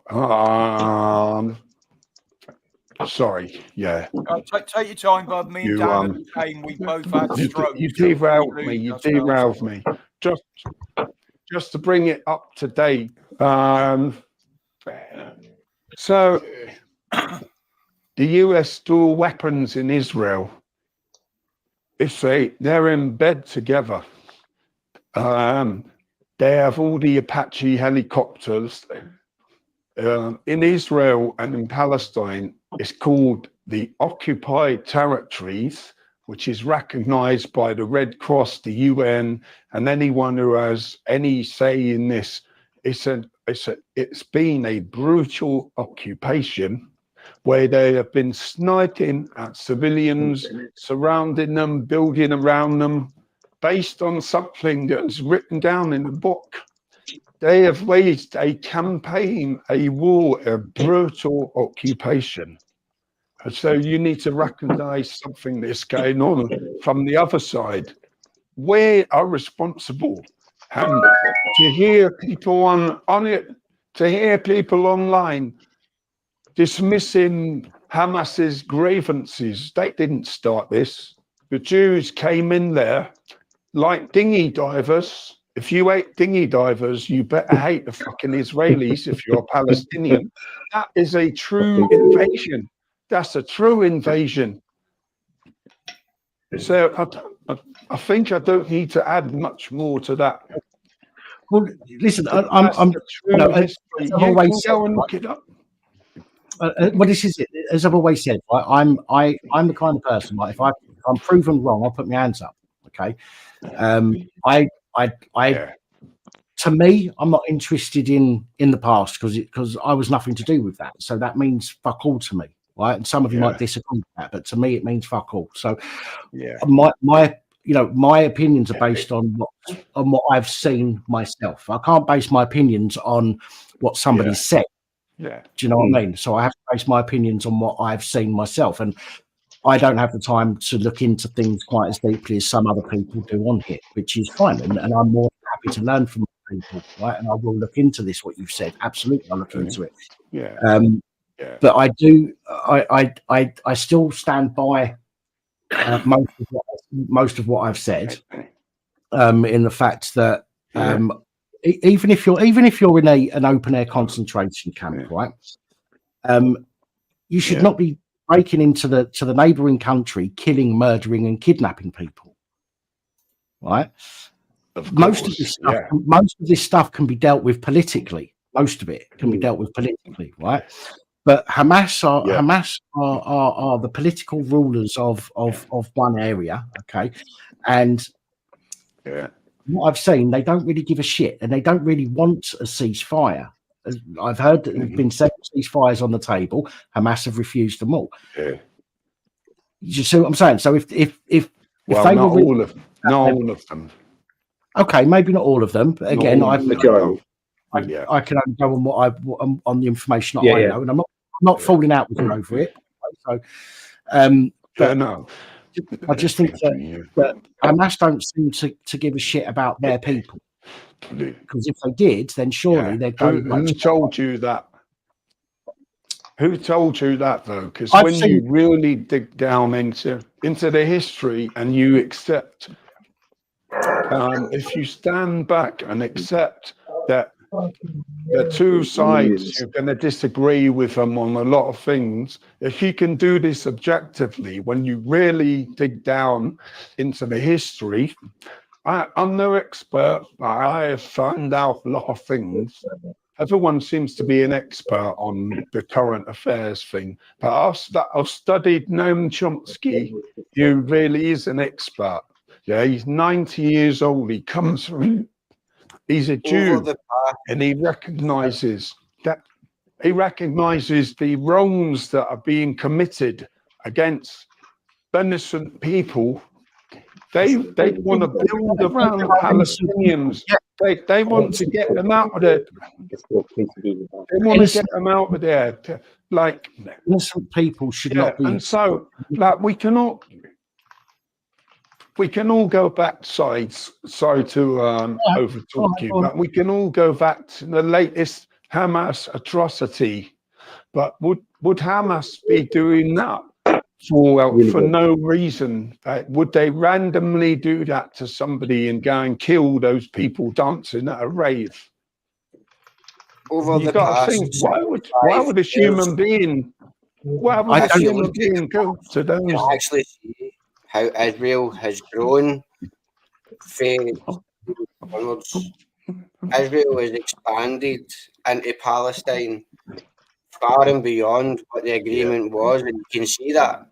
Why they continued, like, after the agreement to encroach on somebody else's territory, if they have agreed upon a set area, that they just expand and grown. That again, like, that's not right. You can't continue that, and you can't.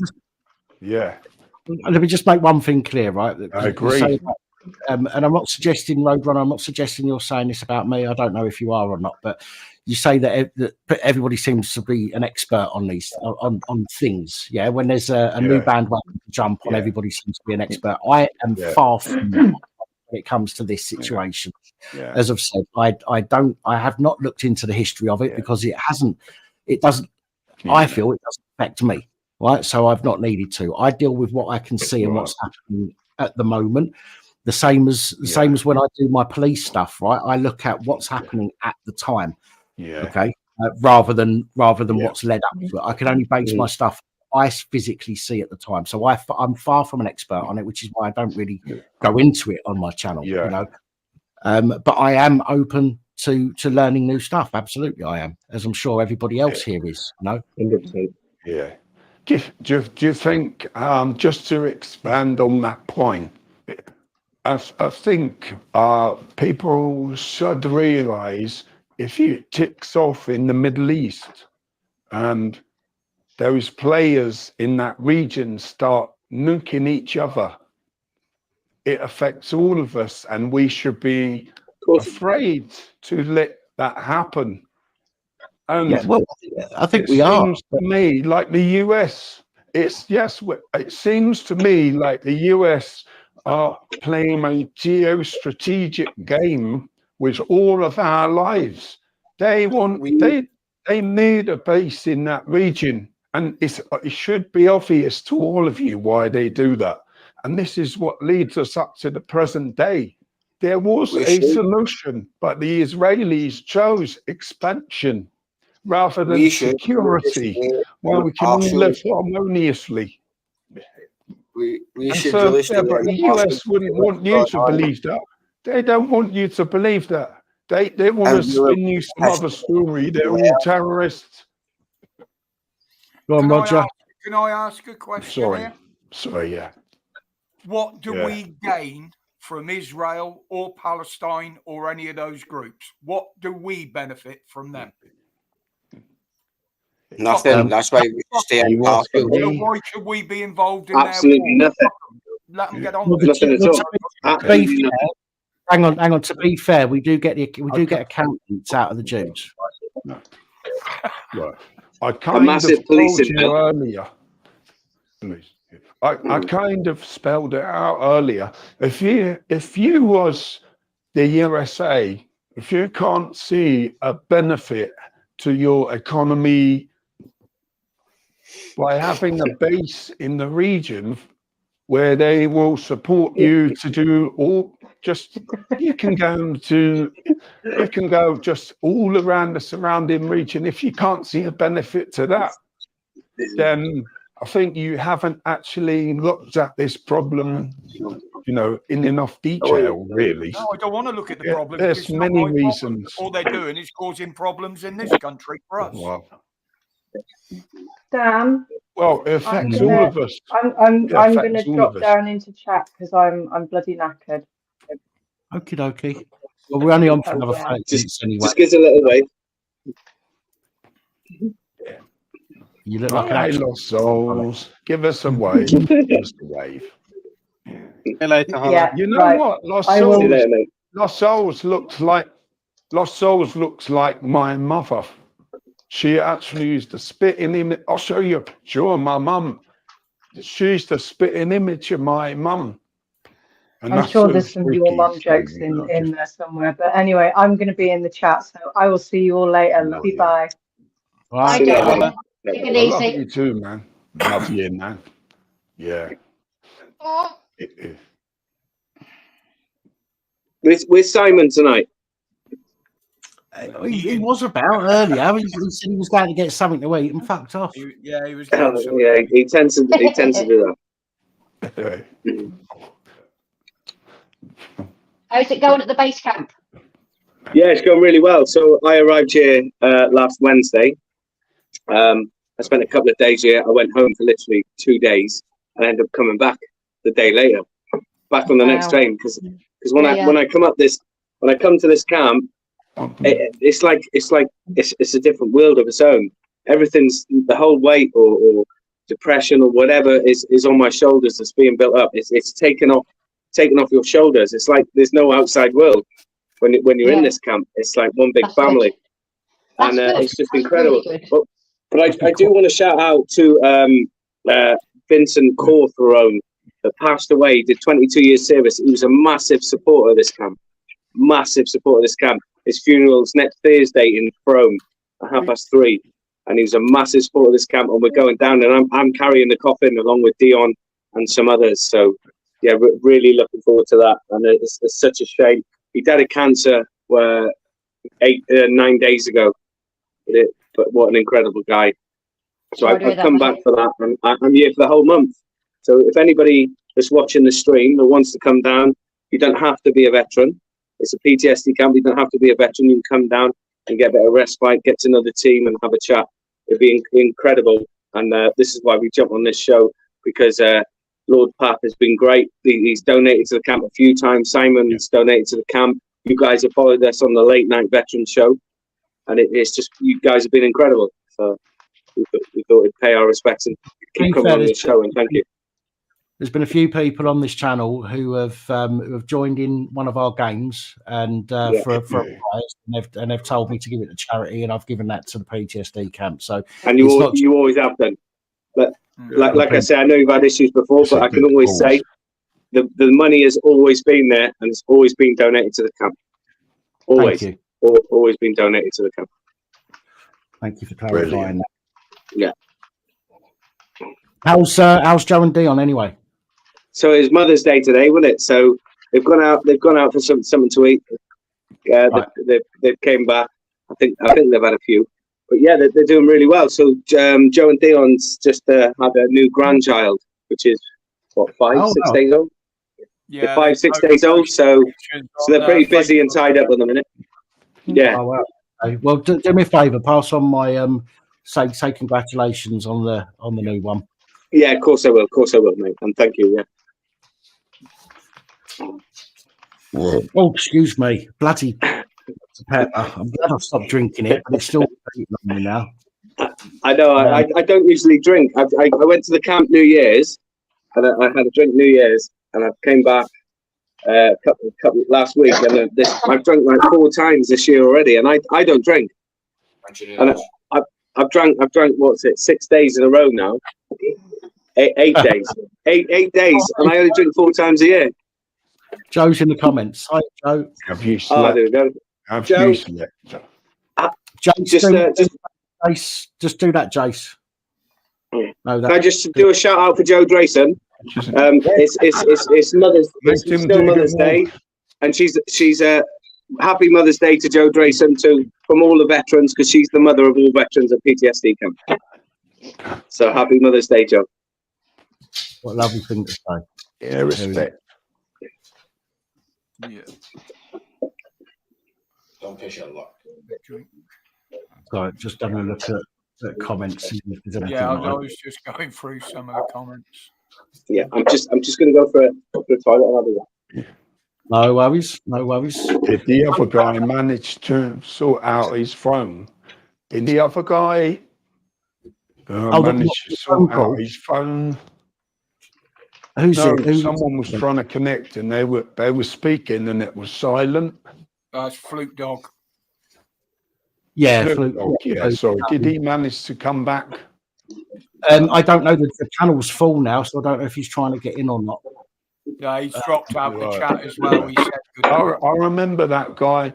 I remember him a long time ago. He was the original auditor, as we can call it that, back in the day. Like, he's the first one that actually did it, and so that got me to that shit, because he was asking them awkward questions to the police. So I think he's the originator of that. But forget about what's his name, Live Free. He's been locked up for all kinds of crazy, stupid shit. Flip Dog is the original auditor. Should, at least give him some respect for that. Well, Fluke's been around for quite a while. Fluke's been around longer than I have, and I've been on here for 5 years now. Started my channel up. Yeah, he got me hooked on this thing. If it weren't for people like Fluke Dog, I probably wouldn't be here and getting involved in this community Well, you opened a lot of eyes, in my opinion, going to military bases and asking questions so we can confirm what rights we have as citizens in this country. Yeah, well, there's a lot of rights people don't understand that they've got. A lot of people don't know what their rights are. Sorry, I just want to say to Joe, I hope you can comment there, Dan. I just timed out PWL8TG. We've seen your comment, mate. If you keep putting it in and you keep spamming like that, you'll get blocked, all right? The moment you just timed out for 5 minutes. Did you put the ban hammer down there? Roger, are you a brutal dictator? I am. He ban hammered him. It's only his time. What was the infraction? Oh, okay. That's good to hear. Spamming over and over again. Yeah, Joe, I tried to say it a couple of times there, but I hope you've had a lovely day. Thank you for jumping in here on your Mother's Day evening. Appreciate that. I'm sure you've got plenty of ciders to be drinking, but you chose to pop in here and say hello. It's lovely. Yeah. Well, what dog's that? What dog's that, Darren?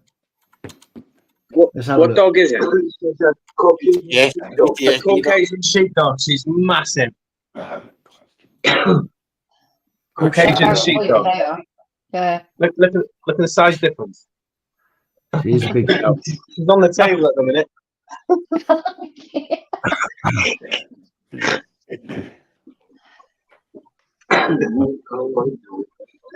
Yeah. Big old dog. Friendly though.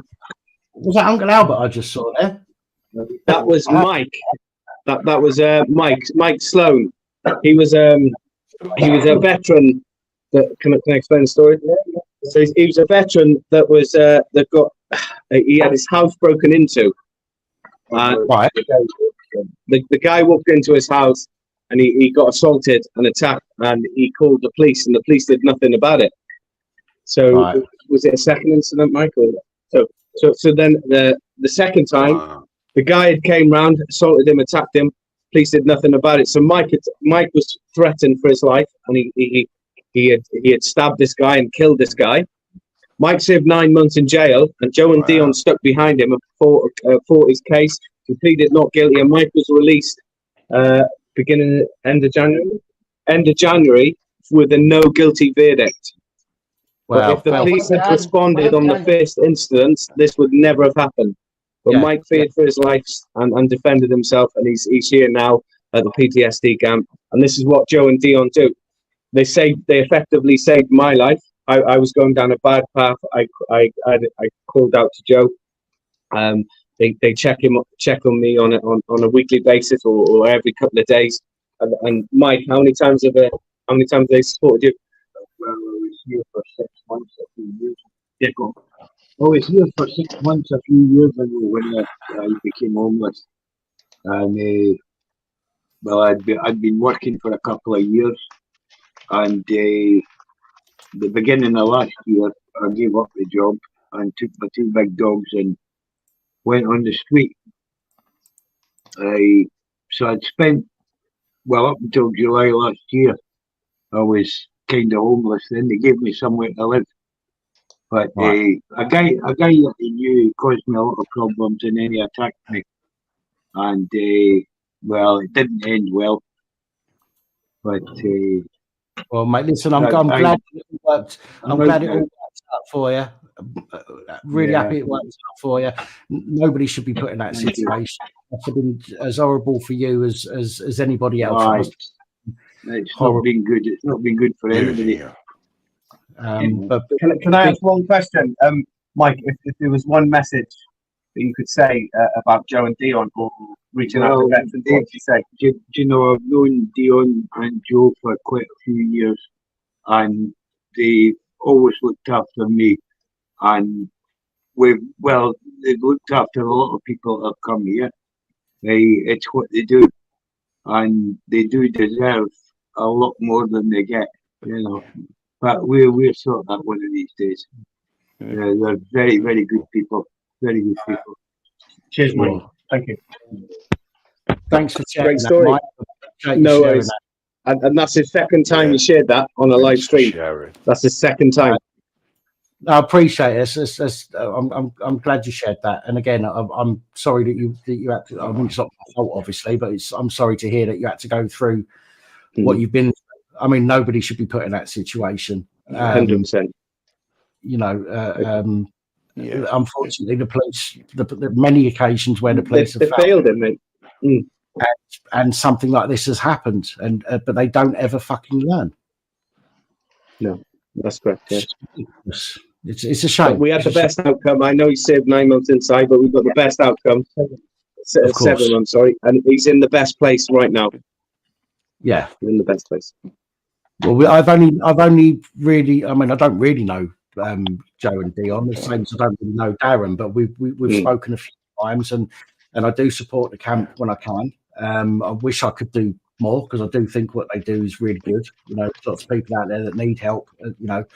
And they don't get it. There's very few places that actually give people help. And from I've never been to the camp and got to go, but from here is the perfect place for people to receive the help, the peace and quiet, and support. Because Joe and Dion, from what I've heard, support people. You know, amazing. They go supporting somebody. So fair play to a lot of you.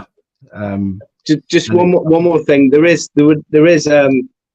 a Big Brother, a PTSD camp Big Brother. Patriots and veterans are allowed to be contestants. Now, we've got 10 contestants. We're looking for another 10. If anybody's interested, we do have Neil Hamilton coming on, and the new UKIP leader, and what's his name? Kim Rose coming on as well. So we've got a couple of famous people coming on. So there's 10 of us in total, looking for another 10. So if anybody wants to take part, it's 7 days at the camp. With these tasks and trials, it's going to be cross between Big Brother and I'm a Celebrity. So if anybody's interested, drop us a message. Holly, if you're still watching, can you drop the PTSD camp in, or Roger, if you can remember the PTSD camp code for Nightbot? And if anybody wants to go over and check out their Facebook, go and support them on Facebook, share their posts. You know, especially if you know vets. You know, they do. I'm not just blowing smoke up their arm, but from what I've seen and heard, they really do help people that need it. And in fact, I could do with a break myself at some point. Get yourself down here. Get yourself down here, mate. Get yourself down here. You'll enjoy it. Dan, yes. I've just sent you the homeless template letter for people who have priority need to give to the local council. It explains what you need to put in. Could you make sure Joe and David or anyone gets that? And that can be used to take to any council in any area. Okay, it's the legislation regarding the Housing Act 1996, Part 7. Priority need for military is clearly marked in the section that they are priority if you're in the armed forces. You list your medication, you list what it impacts on your life. But it's a very important thing to do. Get it all put out, put your evidence in, and then make an application. And they can't refuse it. What act was that, Tina? What act was that? Can you say that again? It's on the It's on the letter. It's the Housing Act 1996, Part 7. This letter is constructed by Shelter. It tells you what to put down, and they have to offer that person accommodation under Section 188 of the Homeless Act immediately. I think brilliant. Thank you, mate. I can't remember exactly, but I think I've spoken to Joe by email. I think if I have, I'll send it straight over to her. But can you, Darren, can you just, if Joe's not watching at the moment, can you take my email address down and pass it on? Go for it. Email. Yeah, go for it. It's just police abuse and powers, all one word. Police, abuse and powers, at gmail.com. Oh, simple as that. Brilliant. I'll ask her to drop me an email just in case I can't find, just in case she haven't spoken. I'm admin, so I got access to the email, so I'll drop you an email anyway straight away. I'll forward that letter over to you. Brilliant. That's excellent. Thanks, mate. It's important. What you're doing is using the laws against the council. They'll try and fob you off. They'll try and say private rented, but you have the absolute right in law to make a homeless application. Yeah, brilliant. Thanks for that, Tina. Honestly, No worries. Really appreciate it. Thank you. If you get stuck or any of the clients are challenged, let me know and I'll put a challenge in because I was a homeless officer for many years. Yeah, All cool. right? So I'll ring down and ask for Tina if I need to get hold of you. Is that all right? Yeah, no problem. Yeah, you can Brilliant. contact Thanks, me. Tina. Pass over Tina's details. Yeah, no issues. Yeah, brilliant. Cheers, Dan. Thanks. No worries, guys. Thank you so much. Got about 10 minutes, so I'm going to have to wrap it up for the night, I'm afraid. But we still got 10 minutes. And don't forget, Bearded Veteran and his mates have got a 48-hour model build stream going on this weekend as well. Oh, what's the right? I doubt very much he's got his thing on. What's his YouTube again? Oh, God, I can't bloody remember. Is it Models for Veterans? Yeah, Models for Veterans, I think. Yeah, Models for Veterans, guys. Models for Heroes. Oh, Models for that's it. Heroes. Right. Let me go and find it, and I'll stick a link in the in the chat. I'll You change put the link up for the camp, as I just tried, and it wouldn't come up. Whether I was doing it right or not, I don't know.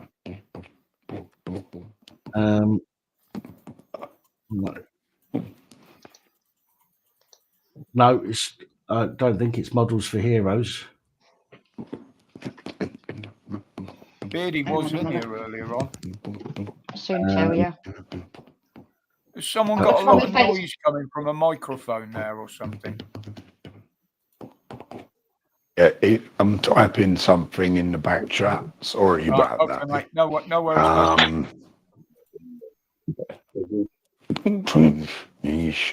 Yeah, there you go. I was hoping to What it is, sorry to say. It is Models for Heroes. I do apologise, but there doesn't seem to be any live stream on their channel. Is it Is it weekend coming? No, it was this weekend. They've been doing it this weekend. They started on Friday night, so it might have ended by now. Yeah, I think it might have done. It's streamed 11 hours ago. 7 days ago. They were the last ones that are up on their channel.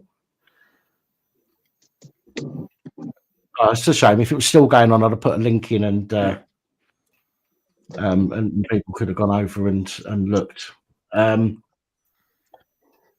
There's someone needs blocking in StreamYard, mate, in the chat there. Nathan's here. Tina is full of poo. Thanks, Nathan. Fuck you too. Now, roll up. There you go. PTSD Veterans Camp on Facebook. The link is in the chat. I'll just pin it quickly. Yeah. So there's a Facebook group and a Facebook page. Yes, there is. Yeah. Yeah. You'll be able to find the other one. You'll be able to find the other one. Yeah, it's the same name. Yeah. Yeah. Thanks, Dan. No, it's all right, man. It's all right. It's fine. Thank you. People are nice to us, and we'll be nice to other people, isn't it? Absolutely, yeah. Not like some penis coming in back there and I'll tell you, it's full of what was that telephone call like? What was that telephone call you had the other week? And he was like, "Oh, mate, I was weak laughing at that. Oh my god, that was unbelievable." Wasn't it? It was funny, wasn't it? Yeah. A lot of people saying it was a setup. That if that was a setup, I wouldn't. That wasn't a setup. No way. No, I wouldn't have bummed me in the back. No, I know. You handled that really well. You had me crying with laughter, mate. Honestly, it was It's brilliant. when you put up the short video about it, Dan. I couldn't stop laughing. Yeah, that's what I saw. What he actually said was just proving us right about him. Yeah, exactly. Yeah. Yes, it was. Yeah. It was brilliant. Absolutely made my day. Anyway. He was definitely not an ex-police officer. He was definitely not. He's just a troll, mate, wasn't he? He wound. Did anybody else notice that he had a bit of an accent as well? He almost. Yeah, I noticed that. It was funny though, wasn't it? Very, very. Hang on. Mikey's stream, Dan, you did put in earlier on. They raised, I think it was £7,000. Wow. Yeah. Fucking hell. Wow. I think it was 7,000, or there's 7,000 been pledged anyway. Wow. Yeah, they've raised a lot, quite a bit in America as well, haven't they? I wish I'd seen those private chat Did I comments. see MK the Ferryman? Is MK the Ferryman in there? He is. I used to enjoy his channel. Yeah. Is that the real one though? Like, make sure he's not an imposter. It is. No, it's Mark. Yeah. I can't find it. I enjoy his streams. Like, I missed the Saturday night, having a few beers, listening to him on his boat, and you know what I mean? It was like, it was an evening in to look forward to. Wow. I don't get half the time to go on other people's streams these days as I used to get. Mark says that the guy who called me is a well-known troll who's been on Deanology. Again, I can't say that he is a copper, and I can't say that he isn't because I've got no evidence that he isn't. So that's why I put in the title. Did he sound? He wasn't really convincing though. I detected in what he was saying. It didn't sound convincing enough for me to believe he was a police officer. Like, there was something about him where it occurred to me he's trying to wind you up. Yeah, it didn't work. That feeling a little way in. Exactly. You know what I mean? They're just trying to wind you up, Dan. They're just trying to come and troll you. You know what I mean? Of course. Dan, I'm going to say good night, mate. Good night to everybody in the panel. Thanks for letting me on. And I hope everybody stays okay, all right? Stay safe, everyone. Thanks for your information. I'll definitely be in touch, mate. Tina. I knew Tina. I knew Tina. I love you, Tina. She said something in the private chat that, you know, it's a deep thing to her, and so I send my love out to you, Tina. Just like my own family members are going through the same thing, so I'm with you there. You know what I mean? I love you, man. Well, we are. Well, apparently, I'm a round moat with a stroke. Fucking hell. Sorry. That is brilliant. You see the guy that robbed the bank? How many trolls have you got, Dan? Where did I know the round moat from? Fucking no, he just shot the cop. Guy that went on a rampage wanting dispatch, shall we say, the police. Yeah. Newcastle way, wasn't it? All the lefties, yeah. Yeah. I got him mixed up with the train robber.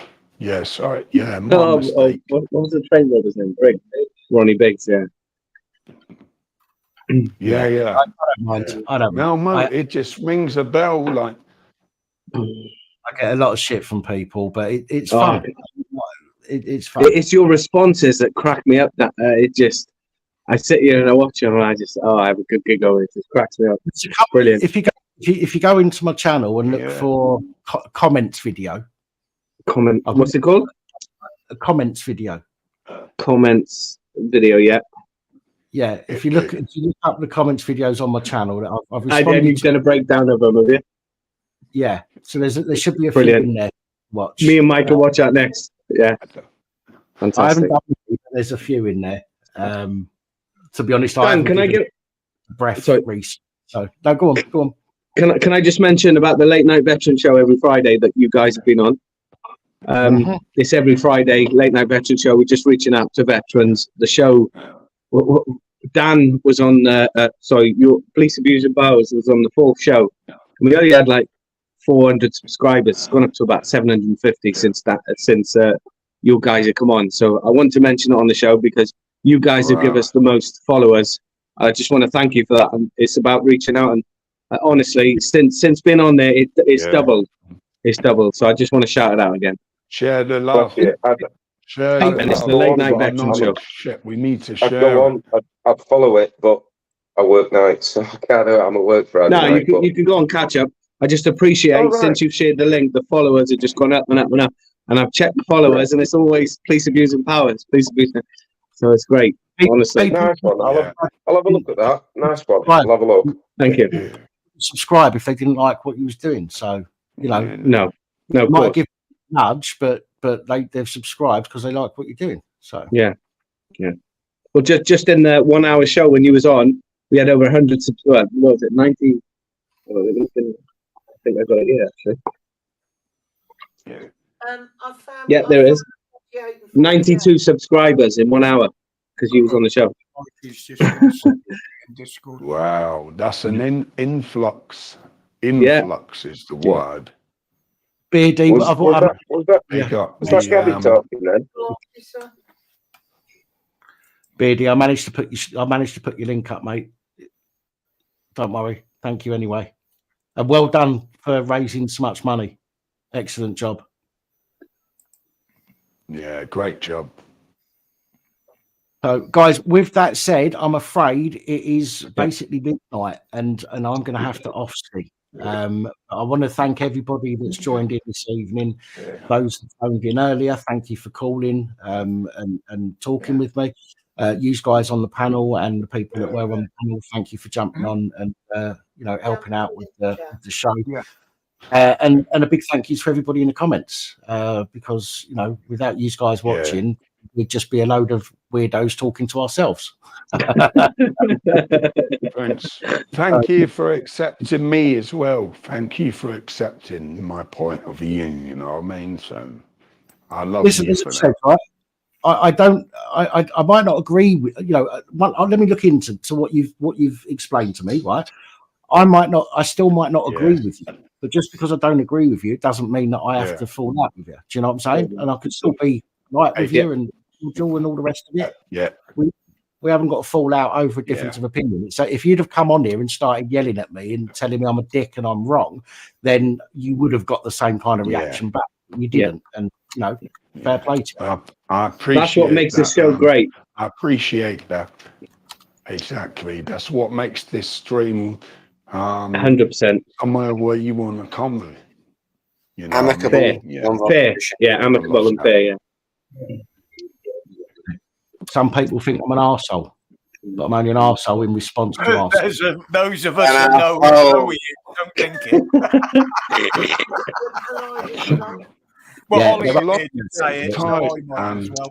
As long as it's a tight arsehole, then yeah. They don't let me walk in that way. Brilliant. All right, guys. With that said, I'm going to disappear. So thanks again, everybody. Thanks for having us on. God bless you. Good night, guys. Thanks for the stream, man. Thanks for having the stream. Bless you. Have a good evening, gentlemen and women. Have a good stream. Rest of the evening. Enjoy yourself. It's Mike, wasn't it? PTSD camp. That was. Oh, he's gone. That was. I think his name was. It was Darren. That one. No, the other guy. The old girl. Yeah, that was Mike. Yeah. Yeah. Well, fair play to you, Mike. Good luck to you, my friend. And for everybody else, enjoy the rest of your. Well, it's fucking morning now. Whatever you're doing before you go to bed. And I will see you through the week. Whether there's any videos today, I don't know yet. It depends on how I feel in the morning because I am tired. But I will see you at some point in the comments of this week's videos. So take it easy, everybody. And I'll see you soon.